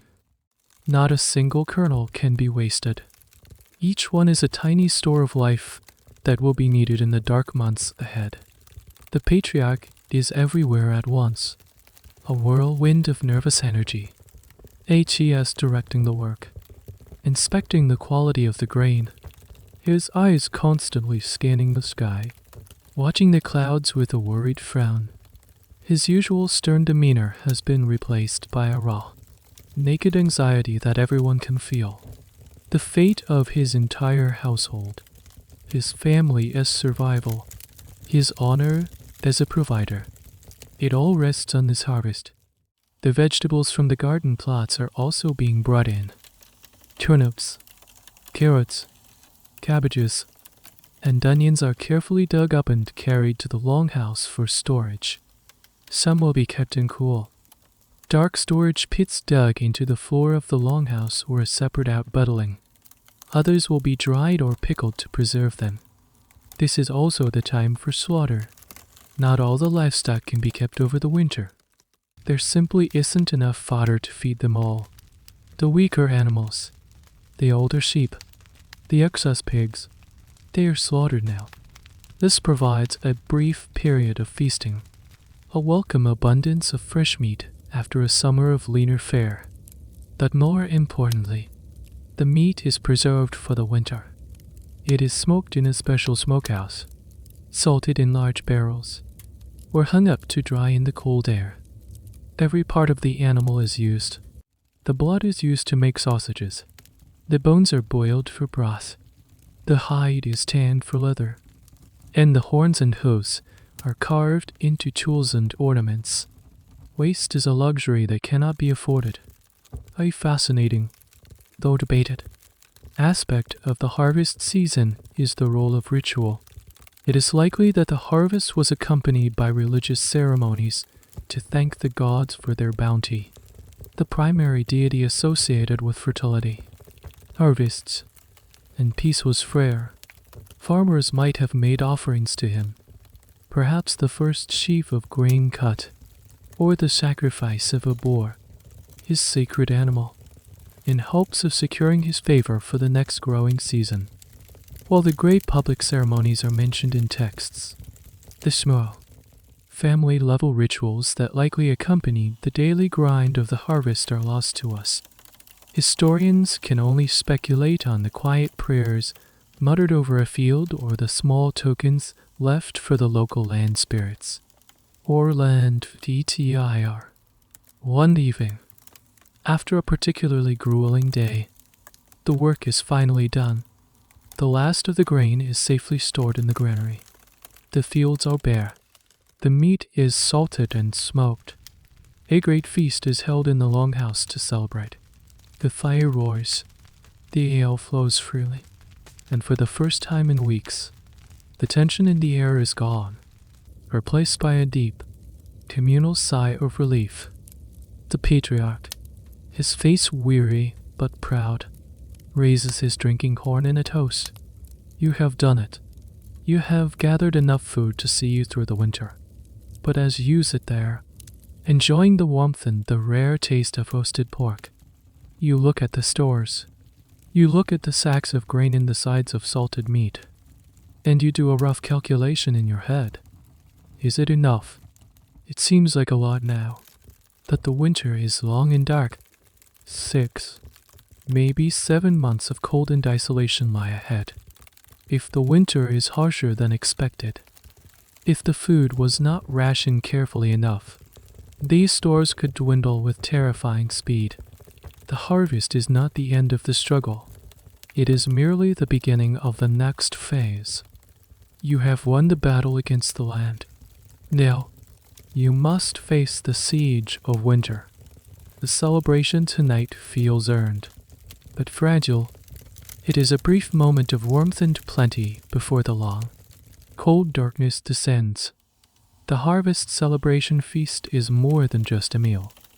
It's a significant social and religious event. The air in the longhouse is thick with the smell of roast meat, wood smoke, and spilled ale. The mood is boisterous, a release of the tension that has built up over weeks of frantic labor. But underneath the revelry, there's a current of deep-seated belief and ritual. This isn't just a party. It's an offering of thanks. The patriarch stands and raises his drinking horn high. He invokes the name of Freyr, the god of fertility and harvest, thanking him for the bounty of the fields. Then he toasts Thor for protecting them, and Odin for wisdom. These are not empty words. To the people in this room, the gods are a very real presence. Their influence felt in the weather, the health of the livestock, and the yield of the crops. This feast is, in part, a transaction with the divine world, a way to ensure their continued goodwill. This ceremony is a form of blood, a Norse pagan sacrifice. In modern minds, the word sacrifice conjures up dark and bloody images, and while that could be part of it, the concept was broader. A blot was about making a gift to the gods to strengthen them and, in turn, to receive their blessings of luck and prosperity. The sacrifice could be food, ale, or, most potently, the blood of an animal. The animals slaughtered for tonight's feast were likely killed in a ritual manner. Their blood might have been collected in a ceremonial bowl, a age-long bali, and then sprinkled on the walls of the longhouse and on the people themselves using a ritual twig. The age-long. This act was meant to consecrate the space and its inhabitants. to share the life force of the sacrificed animal with both the gods and the community. You might have found yourself with a light spattering of blood on your tunic, a sign that you were included in this sacred bond. The details of these ceremonies are sketchy and often come from less than objective sources, like Christian missionaries who were keen to portray paganism in the worst possible light, or from much later Icelandic texts written centuries after paganism had faded. The 11th century writer Adam of Bremen, for example, described a great blot held every 9 years at the temple in Uppsala, Sweden, where he claimed that 9 of every male creature, including humans, were sacrificed and hung from the trees of a sacred grove. The question of human sacrifice in Norse paganism is one of the most contentious and debated topics among historians and archaeologists. While accounts like Adam of Bremen's are likely exaggerated for propaganda purposes, there is some archaeological evidence, like the bog bodies found in Denmark or the multiple burials at sites like the one Ibn Fadl ascribed, that suggests ritual killing did happen, at least in some contexts. Was it a common practice? Almost certainly not. Was it reserved for times of great crisis, like a devastating famine or war? Perhaps.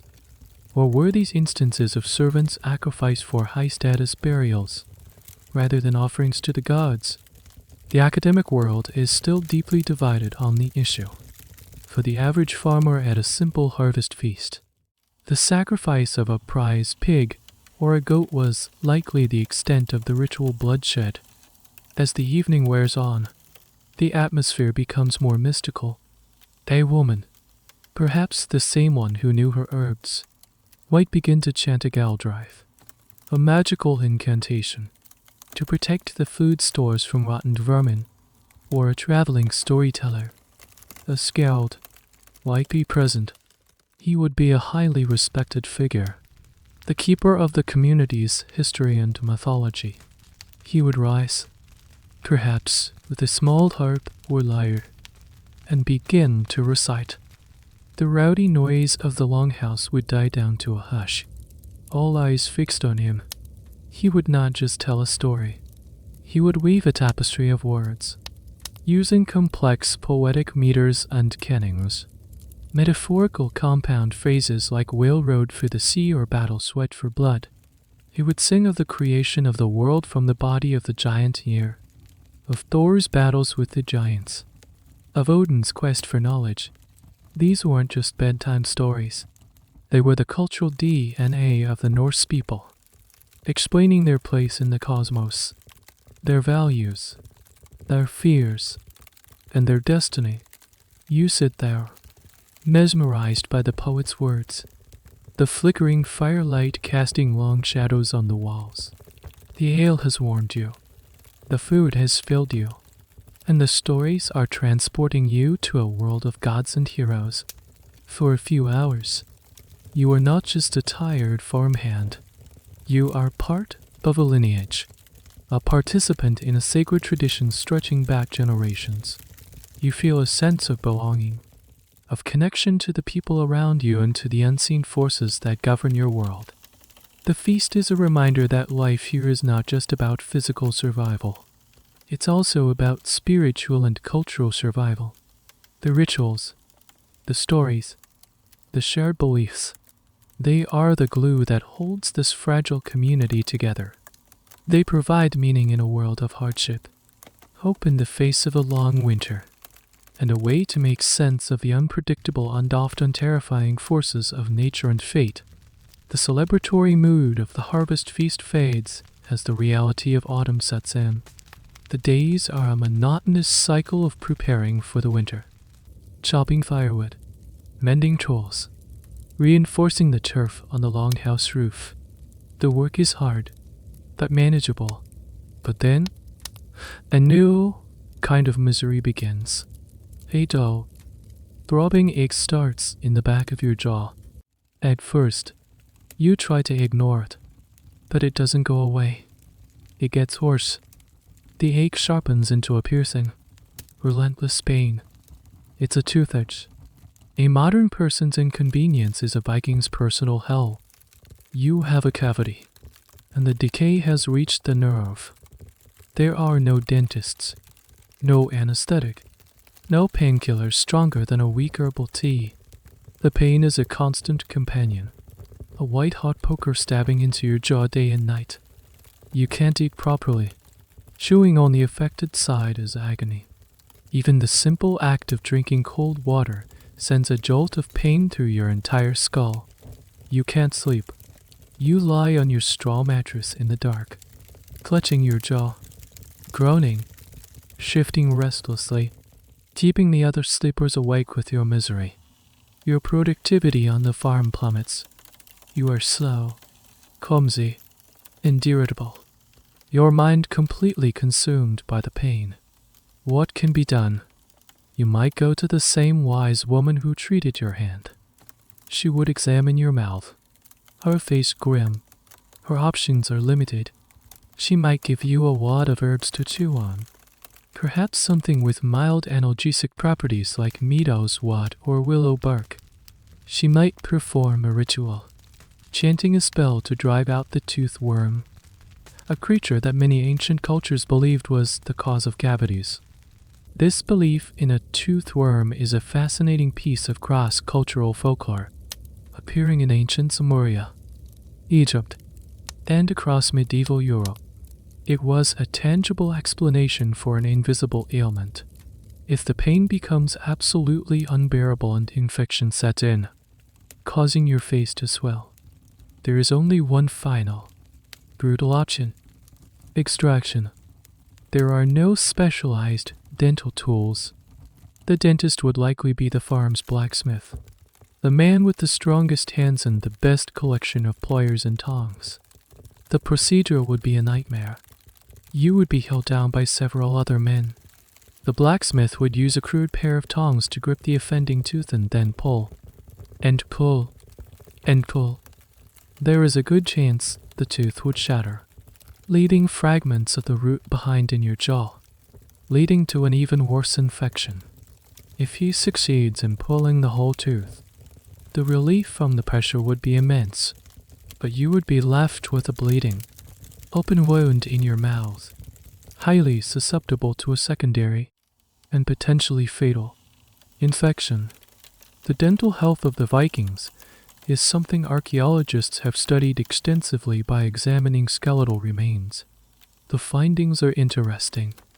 On one hand, Vikings generally had fewer cavities than modern humans. Their diet was low in sugar, the primary culprit for tooth decay. There were no sodas, no candies, no processed foods. However, their teeth show an incredible amount of wear.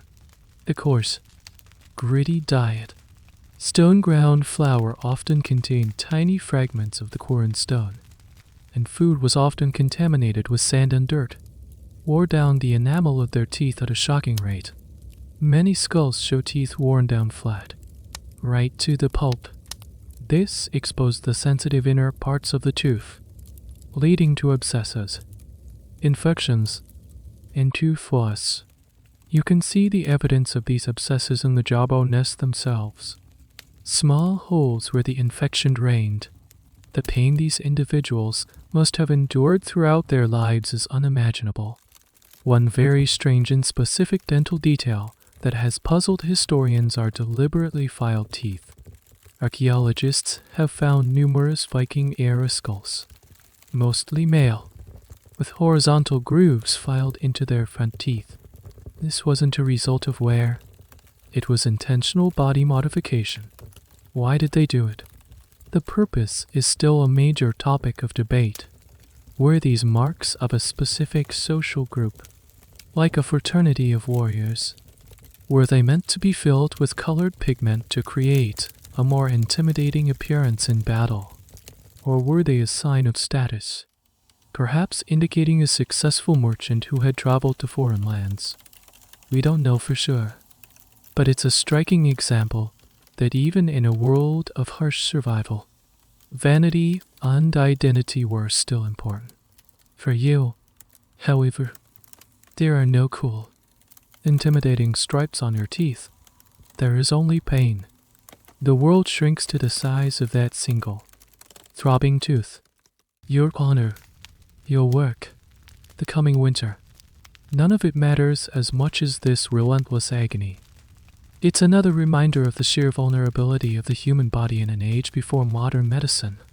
Your great-great-grandparents might have complained about going to the dentist, but they had no idea how good they had it. You would give anything. Your sea chest, your new beads, the year of labor, for a shot of Novocaine in the quiet, sterile office, but all you have is the dark, the cold, and the worm gnawing away at your jaw. The first snow has fallen. A thick, white blanket now covers the fields and muffles the world in a profound silence. The short, gray days bleed into long, dark nights. The outdoor work has ground to a halt.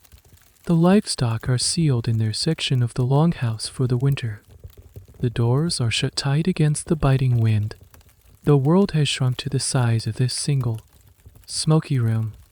This is the season of darkness and confinement, a time that could easily breed despair. But it is also a time of community, of drawing together against the cold. The heart of the longhouse, now more than ever, is the central fire pit. It is the sole source of light and warmth, a magnetic force that pulls everyone towards its flickering glow. The evenings are long. Once the final meal of the day is eaten and the essential chores are done, mending tools, spinning wool, feeding the animals, a deep quiet settles over the longhouse. But it's not an empty quiet. It's a time for one of the most important traditions of the Norse people, storytelling. You find your place on the bench, pulling your wool cloak tighter around your shoulders. The fire crackles and spits, casting dancing shadows on the faces of the people around you. Someone, perhaps the patriarch or a visitor with a good memory, clears his throat and begins to speak. The stories he tells are not simple fables. They are the great epics, the sagas. He might tell the VOL saga, the sweeping, tragic tale of the hero Sigurd, the dragon Fafnir, the cursed ring, and the beautiful, doomed Valkyria Brynhild. It's a story of greed, love, betrayal, and revenge that would echo through the centuries, eventually forming the basis for Wagner's Ring cycle and Tolkien's Tales of Middle-earth. As the storyteller speaks, the smoky longhouse transforms into a mythical landscape of glittering treasure hoards and heroic deeds. Or he might recite from the Poetic Edda, a collection of Old Norse poems that contain the core of their mythology. You listen, rapt, to the Völuspá, the prophecy of a sea res who describes the creation of the world, the lives of the gods in Asgard, and the terrifying, inevitable end of everything. You hear of the great wolf Fenrir, who will break his chains, and the world serpent Jay or Munindar, who will poison the sky. You learn that even the gods, even the mighty Thor and the wise Odin, are doomed to die in the final battle. This concept of a predetermined fate, or weird, is a thread that runs through all of their stories. It's a deeply fatalistic worldview. The course of your life, and even the life of the cosmos, is already woven by the Norns, the three female beings who control destiny. But this fatalism isn't passive. The great heroes of the sagas don't just sit back and accept their fate. They face it with courage and defiance. The highest virtue is not to escape your doom, but to meet it well. This, you realize, is the ultimate coping mechanism for a life filled with uncertainty and hardship. Not all the stories are so grand and serious. There's also a rich tradition of humor, often dark and sarcastic. The storyteller might switch to a tale of the god Loki, the trickster, whose clever schemes and pranks constantly get the gods into and out of trouble. Or he might tell a local ghost story, a Dr. Auguster tale, about a reanimated corpse jealously guarding its burial mound. These stories would elicit a mix of laughter and nervous glances towards the dark corners of the longhouse. Who wrote these stories? This is a point of contention and fascination for scholars. The sagas as we know them were written down in Iceland in the 12th and 13th centuries, long after the Viking Age and after Iceland had converted to Christianity. This means they were recorded by Christian scribes looking back on their pagan past. How much did they change or reinterpret the original oral tales? How much is authentic pagan belief and how much is a later literary creation? This saga problem is a fundamental debate in Norse studies. Were the sagas accurate historical records? Or were they more like historical novels, blending fact with fiction? The storyteller's voice is mesmerizing. He doesn't just recite words. He performs. He changes his voice for different characters, his gestures painting pictures in the smoky air. The rest of the longhouse is his silent audience. The women continue their spinning, their hands moving in a steady, hypnotic rhythm. The men sharpen their knives or carve small wooden figures. But everyone is listening. The stories are a shared experience, a collective memory that binds you all together. These winter nights, which you once dreaded, have become a time of unexpected richness. The stories provide entertainment, but they also provide so much more. They are a school, a church, and a theater, all rolled into one. They teach you about your history, your gods, your values. They give you heroes to admire and villains to despise. They are a flickering candle of culture and community, held up against the vast, oppressive darkness of the Scandinavian winter. The stories in the fire are a comfort, but they cannot hold back the reality of the deep winter. The initial novelty of being snowed in has worn off, replaced by a grim, creeping monotony. Weeks turn into months. You have not seen the sun in what feels like an eternity. The days are short, consisting of a few hours of week. Gray twilight before the long, crushing darkness returns. You are trapped. Life is now lived almost entirely within the confines of the longhouse. The air, which was merely unpleasant before, is now actively foul, with the doors and smoke hole mostly sealed against the cold. The smoke from the fire has nowhere to go. It hangs in a perpetual, stinging cloud. The stench of 30 unwashed bodies, the nearby livestock, and stale, recycled air is overpowering. The lack of sunlight and fresh air makes everyone feel sluggish and perpetually tired. This prolonged confinement in cramped, dark, and unsanitary conditions takes a psychological toll. The Vikings had a name for it, or short days depression. It's the ancestor of what we now call seasonal affective disorder. The lack of sunlight disrupts the body's natural rhythms, leading to lethargy, irritability, and a feeling of hopelessness. You see it in the faces around you. The boisterous energy of the harvest feast is a distant memory. Tempers are short. Small annoyances that would have been ignored in the summer now flare into bitter arguments. A perceived slight over a portion of food, an accidental jostle in the cramped space, a child's incessant crying. Any of these can ignite a flash of anger. The strict social hierarchy of the longhouse is the only thing keeping this tinderbox from exploding. The patriarch has become more authoritarian, his voice sharper. He has to be. He is trying to hold the fragile social order together. The matriarch, Ingrid, seems perpetually exhausted, her face etched with worry as she carefully rations the dwindling food supplies. The boredom is a physical presence, a heavy weight There are only so many tools you can mend, so much will you can spin.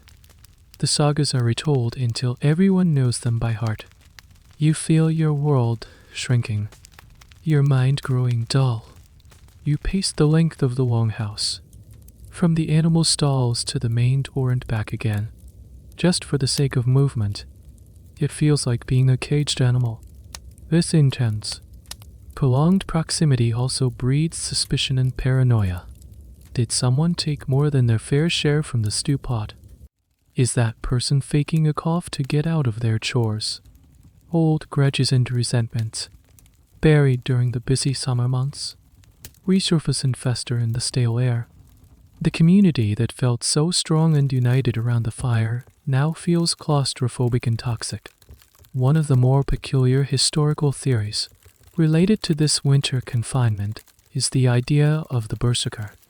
Berserkers were legendary Norse warriors who were said to fight in a trance-like, uncontrollable fury, a state known as berserker ganged. They would howl like wild animals, fight their shields, and were reputedly immune to fire and iron. The exact nature of the berserker is a huge point of debate. Were they a real warrior cult? Were their rages induced by psychotropic mushrooms, like the fly agaric? Or were they men suffering from a psychological condition, perhaps a form of PTSD triggered by the stress of battle? Another, less common theory links the berserker gang to the psychological pressures of the winter confinement. It speculates that the rage could have been a form of psychic explosion, a violent release of the pent-up frustration, fear, and claustrophobia of the long winter. It's a fringe theory, but it highlights the immense mental strain this lifestyle could produce. You find yourself retreating into your own head, your thoughts becoming a circular, repetitive loop. You miss the open sky. You miss the feeling of the wind on your face. You miss being alone. The concept of privacy, which you barely registered before, now seems like the greatest luxury imaginable. To have just 5 minutes where you are not being seen, heard, or smelled by another person feels like an impossible dream. You start to understand why the return of the sun was such a profoundly important religious and cultural event. The winter festivals, like Yule, were not just a party. They were a desperate appeal to the forces of nature, a plea for the lightened life to return. They were a way of marking a milestone, of convincing yourselves that you were one step closer to the end of the long, dark tunnel. You look at the faces illuminated by the firelight. They are pale and sallow. There are dark circles under their eyes. The winter has taken its toll, not just on their bodies, but on their minds. Survival, you're learning, isn't just about having enough food. It's about enduring the crushing weight of the darkness, both outside and within. The winter drags on, a seemingly endless expanse of gray and white. The Yule festival, with its brief spark of cheer, is now a distant memory.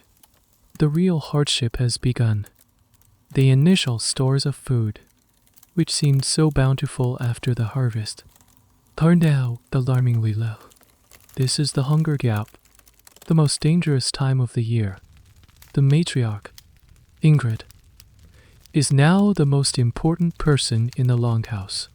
Her face is a permanent mask of grim calculation. Every morning, she unlocks the food chest, and her movements are slow and deliberate. She measures out the grain for the daily porridge with painstaking care. The portions have gotten smaller. The thick, hearty gruel of autumn has thinned to a watery, insubstantial mush. You are always hungry. It's a constant, dull ache in your belly that never fully goes away. The feeling of being truly full is a forgotten luxury. Your thoughts become obsessed with food. You dream about it. You find yourself staring at the sides of salted meat hanging from the rafters, fantasizing about tearing off a chunk. Thought you wouldn't dare. To steal food would be the ultimate betrayal. An unforgivable, crime against the household, and the punishment would be swift and brutal. The mood in the longhouse is no longer just irritable, it's desperate. The children's crying has a new, sharper edge to it. The adults are lethargic, their movements slow, conserving every calorie. Conversations have died down. No one has the energy for stories or arguments. There is only a heavy, anxious silence, broken by coughs and the gnawing sounds of empty stomachs. The livestock are suffering too. The fodder stored for them is running out. The cows are thin, their ribs showing. Their milk, a vital source of nutrition, has dwindled to almost nothing. The patriarch and his sons spend their days in the freezing cold, attempting to chop down branches from trees, so the animals can chew on the bark and twigs for sustenance. It's a meager substitute for hay. Every animal that dies from starvation is a catastrophic loss. This period of seasonal starvation has left its mark on the historical record. The examination of Viking Age skeletons often reveals something called Harris lines. These are thin lines that form on bones when the growth of a child or adolescent is temporarily stopped due to malnutrition or severe illness. The presence of these lines on the bones of adults tells a story of the cyclical, seasonal hunger they endured during their formative years. It's a physical record of the winters they barely survived. In times like these, the community would turn to extreme measures. They would eat things that were normally considered unpalatable. Tree bark could be ground into a coarse flour to be mixed with the grain, stretching the supply but providing almost no nutritional value. Leather from old shoes or clothing could be boiled for hours until it softened into a gelatinous, barely edible sludge. And then there was the hunt. The men would venture out into the frozen, hostile wilderness, risking frostbite and exposure, in the desperate hope of finding game.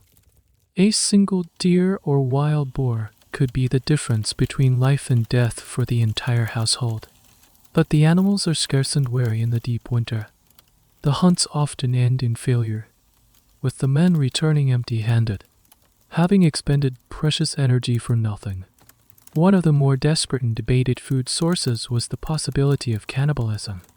The sagas contain a few grim, passing references to it during times of extreme famine. For example, in the saga of the people of Ewiri, a terrible famine strikes Iceland, and it's mentioned that many men ate human flesh then. Are these accounts literal truth, or are they literary devices used to emphasize the absolute horror of the situation? Archaeological evidence for cannibalism is notoriously difficult to prove and highly controversial. While some remains have been found with marks that could be interpreted as butchery, they could also be the result of ritual practices or desecration of an enemy's corpse. It remains a dark and unresolved question, a testament to the sheer horror that starvation could unleash. One evening, the sheep dies. It was one of the weaker ones, and it finally succumbed to the cold and hunger. It's a tragedy, but also a grim opportunity. The animal is quickly butchered. That night, for the first time in weeks, there is meat in the stew. The taste is rich and savory, a shocking delight to your starved palate. You eat slowly, savoring every mouthful, feeling the warmth spread through your body. But there is no celebration. Everyone knows this is a temporary reprieve. This single sheep is not a sign of hope. It's a symptom of the crisis. It's a reminder of how close to the edge you all are. You look at the other faces around the fire, illuminated in the flickering light. They are thinner, their eyes larger, their expressions haunted. You are all bound together in this shared ordeal. A small, fragile island of humanity adrift in a sea of cold and hunger. The winter is a predator, and it is stalking you all. The hunger and the darkness are a physical oppression.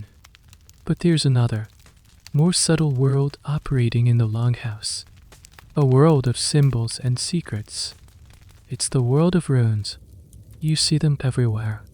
Now that you've learned to look, they are scratched into the handle of a tool, carved onto a small wooden amulet hanging from a man's neck, etched into the side of a sea chest. To your modern eyes, they look like a simple, angular alphabet. But to the people of the Viking Age, they were so much more. Runes were not just letters for writing. They were ideograms, each with its own name and its own inherent power and meaning. They were a direct link to the mystical forces that govern the world. The runic alphabet is known as the Futhark, named after its first 6 letters. F, U, Th, D, R, T. The elder Futhark, used during the earlier migration period, had 24 runes. By your time, in the heart of the Viking Age, this has been simplified into the younger Futhark, with only 16 runes. This meant that some runes had to represent multiple sounds, making it a surprisingly tricky script to read and write. Who knew how to use them? Literacy was not widespread. There were no schools to teach reading and writing. The knowledge of runes was a specialized skill, often associated with power and magic. The runemaster, the one who could carve the runes correctly and understand their deeper meanings, was a respected and sometimes feared individual. You watch one of the older men, a grizzled veteran of many sea voyages, as he carefully carves a series of runes onto a small, flat stone. He is not writing a letter. He is creating a talisman. He might be carving the T-wire rune, named after the one-handed god of justice and war, to bring victory in battle. He might carve the Fatu rune, associated with cattle and wealth, onto his money box to protect his fortune. Or perhaps HES using the Algiz rune, for protection against evil. This is the magical application of runes, a practice known as Run AKF Lee. The sagas are filled with examples. In Egel's saga, the hero Egil Skal, a grim SS, discovers that a drinking horn he's been given is poisoned. He carves runes onto the horn, taints them with his own blood, and the horn shatters, saving his life. This story illustrates the belief that runes could be used for divination, protection, curses, and healing. The act of carving them, especially when combined with a blood offering, was thought to activate their inherent power. The origin of the runes themselves is steeped in mythology. According to the Havamel, a collection of poems attributed to Odin, the All-Father himself discovered the runes through an act of supreme self-sacrifice. He hung himself from Yggdrasil, the world's tree, for 9 nights, wounded by his own spear, sacrificing himself to himself. In this liminal state between life and death, the runes were revealed to him. This origin story firmly places the runes in the realm of the divine, a gift from the gods that mortals could only use with great care and respect. However, the historical origin of the Futhark is a subject of ongoing academic debate. Most scholars agree that it was likely adapted from an old Italic script, possibly Etruscan, sometime in the first few centuries AD. But the exact path of transmission and why it developed its distinctive angular forms remains a puzzle. One popular theory is that the angular shapes were a practical adaptation for carving into wood or stone, as it's much easier to carve straight lines than curves across a grain. Beyond magic and talismans, runes did have a more mundane purpose. They were used for inscriptions. You might find a runestone by the side of a path. These were large stones, often elaborately decorated with swirling patterns, raised to commemorate the dead. The inscription might read something like, "Bjorn raised the stone in memory of his son." Oath, a very good man. He died on a voyage to the west. These stones were public monuments, a way of ensuring a person's name and deeds were not forgotten. They were a testament to the importance of honor and reputation, even after death. You also see them used for simple labels, like a personal name carved on a comb to mark ownership, or graffiti, like Halfdan was here scratched onto a church railing in some far-off land. This shows that a basic knowledge of runes was perhaps more common than just being the domain of elite runemasteress. You pick up a piece of discarded wooden knife. You try to copy one of the runes you saw the old man carve, the Sao Isla rune, which looks like a lightning bolt and represents the sun. Your carving is clumsy and uneven. The old man sees you and grunts, a sound that could be amusement or disapproval. To him, you are a child playing with powerful forces you don't understand. The runes are a language, yes, but they are also a mystery. They are a tangible link to the world of the gods, a way to impose a small measure of order and intent on a chaotic world.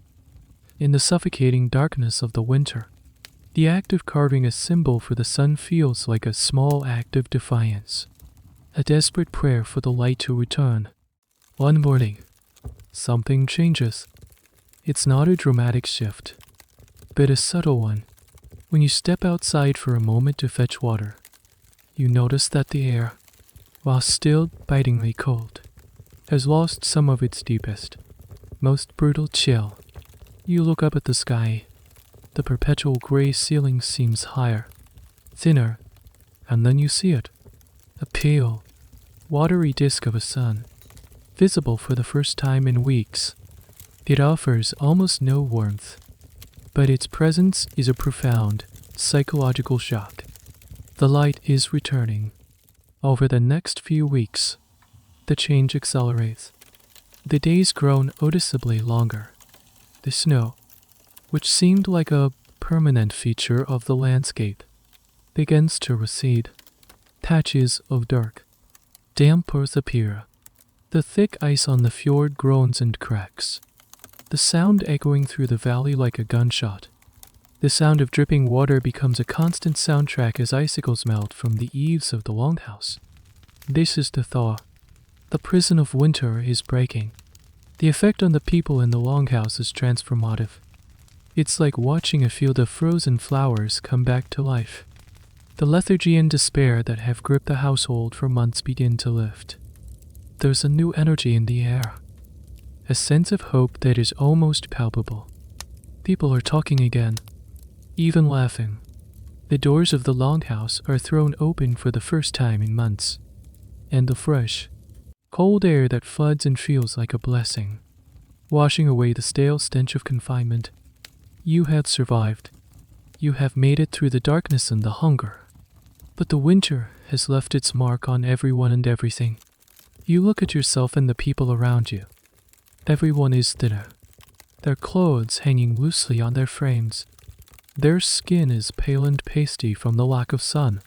Scurvy, the disease of vitamin C deficiency, might be evident in some, with bleeding gums and aching joints from a winter without fresh fruits or vegetables.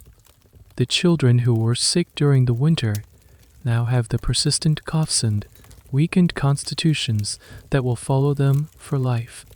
The farm itself is in a state of disrepair. The roof of the longhouse leaks. Fences have been damaged by the weight of the snow. Tools are worn and need to be replaced.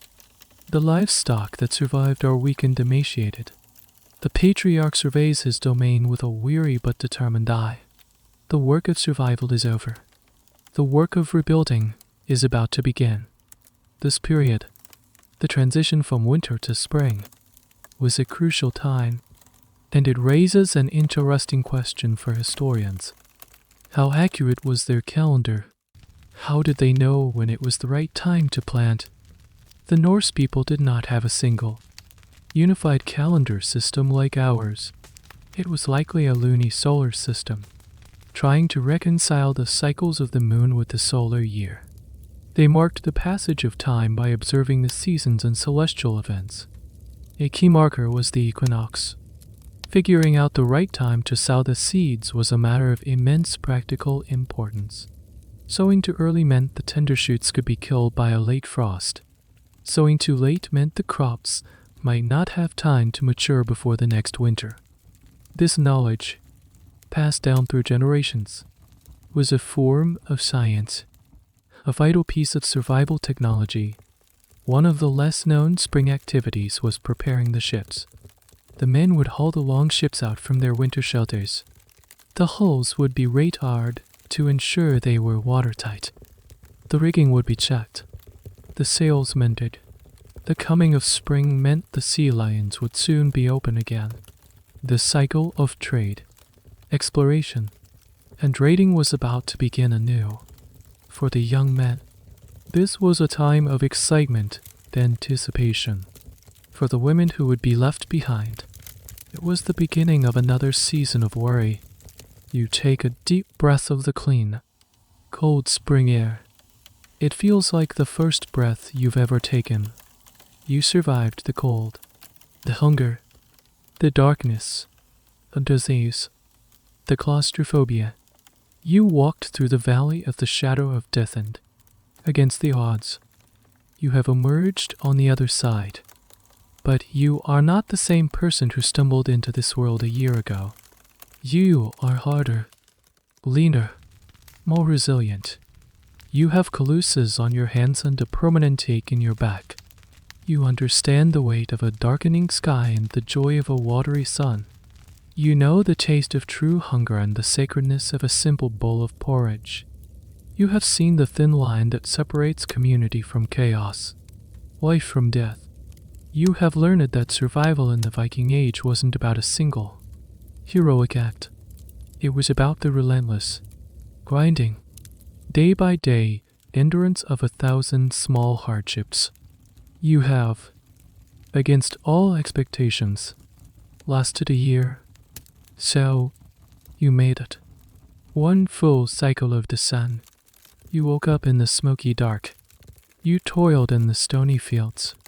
You felt the fear of the Jarl's visit and the emptiness of the summer departures. You survived the misery of the longship, the chaos of the market, and the tension of the thing. You witnessed the horror of outlawry, understood the power of the woman with the keys, and saw children playing in the shadow of a high mortality rate. You felt the silent suffering of the thrall, the frantic hope of the harvest, and the sacred energy of the blot. You endured the personal hell of a toothache, the communal comfort of the saga, and the psychological warfare of the deep winter. You felt the gnawing emptiness of the hunger gap, learned the secrets of the runes, and finally felt the life-giving relief of the thaw. Let's take stock of your situation. You are alive, which is, by any measure, a monumental achievement. But what does that life look like?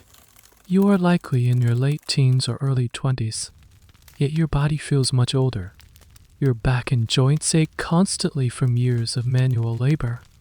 Your teeth are worn down, and you live with the low grade, chronic pain of at least one poorly healed injury. Your skin is weathered and scarred. Statistically, you're already halfway through your life. The average life expectancy in the Viking Age was brutally short, while this number is skewed by the extremely high rate of infant mortality.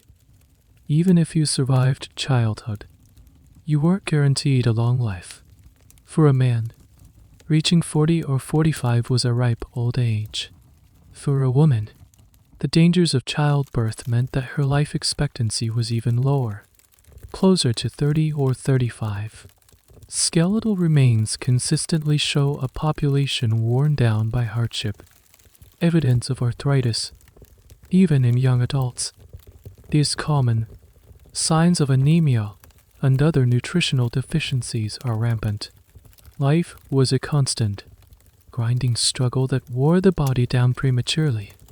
You have no savings, no property, Your entire net worth consists of the tunic on your back, a spare one in your sea chest, a simple axe, and perhaps a small personal treasure, like your string of blue glass beads. You are entirely dependent on the goodwill of your patriarch. If he decides he no longer needs your labor, you are back to being a vagrant. Your future is a precarious, uncertain path. The romantic image of the Viking, the fearless, free-spirited warrior, is a powerful one, but it's a fantasy. For the vast majority of people, life was not defined by glorious adventure, but by the relentless, repetitive cycle of farm work. The real conquerors of the Viking Age were not the raiders who sacked monasteries, but the farmers who, year after year, managed to coax a meager existence from a harsh and unforgiving land. Their battles were fought with plows against rocks, with sickles against time, and with sheer grit against the crushing winter. Their victories were not measured in silver, but in sacks of grain. One of the great and resolved debates among historians is what ultimately ended the Viking Age. There was no single event, no final battle. It was a slow, gradual transformation. The Scandinavian kingdoms began to centralize and consolidate, becoming more like the feudal states of mainland Europe. The adoption of Christianity brought with it a different worldview, a different set of ethics, and a connection to a different European cultural mainstream. The old trade routes shifted. The climate changed, making northern agriculture even more difficult. The era of opportunistic raiding on trading slowly gave way to a more settled, structured, and, you might say, more boring way of life. By the late 11th century, the figure of the Viking raider had faded from a contemporary threat into a figure of legend. You stand on a small hill overlooking the farmstead. The fjord glitters in the cool spring sunlight. The fields are being prepared for a new season of planting. The long ship is being readied for a new voyage. The cycle is beginning again. You have survived. Yes, but survival is a continuous present, not a final destination. Tomorrow, you will wake up in the smoky longhouse and do it all again. You will face the same hardships, the same anxieties, the same swim chances. You have learned the single most important lesson of this world. Survival is not a victory, but a relentless, ongoing process. And looking out at the rugged, beautiful, and utterly indifferent landscape, you understand that you haven't conquered it. You've only earned the right to face it for one more day. The world around you begins to soften. The sharp edges of the fjord, the rough texture of the wool cloak, the biting cold of the air. It all starts to fade, dissolving into a gentle, quiet haze. The sounds of the farm, the distant bleating of a sheep, the cry of a gull, become muffled, as if heard from a great distance, or through a thick layer of soft, warm cotton. The aches in your body, the gnawing hunger, the constant, low-level anxiety that has been your companion for so long, they too begin to loosen their grip, melting away like the last of the winter snow under a gentle spring sun. You are no longer standing on that windswept hill. You are floating, drifting in a place of quiet and warmth. The smoky air of the longhouse is replaced by the clean, familiar scent of your own room. The hard, lumpy straw bed gives way to the soft, welcoming comfort of your own. The story is over. The struggle is done. There are no more fields to plow, no more long nights to endure. There is only this stillness, this peace. You have left that harsh world behind, carrying with you only the faintest echo of its stories. A whisper in the back of your mind as you drift deeper and deeper into a calm, untroubled sleep. Let the current of your dreams carry you now, gently, unsafely, through the long, peaceful night.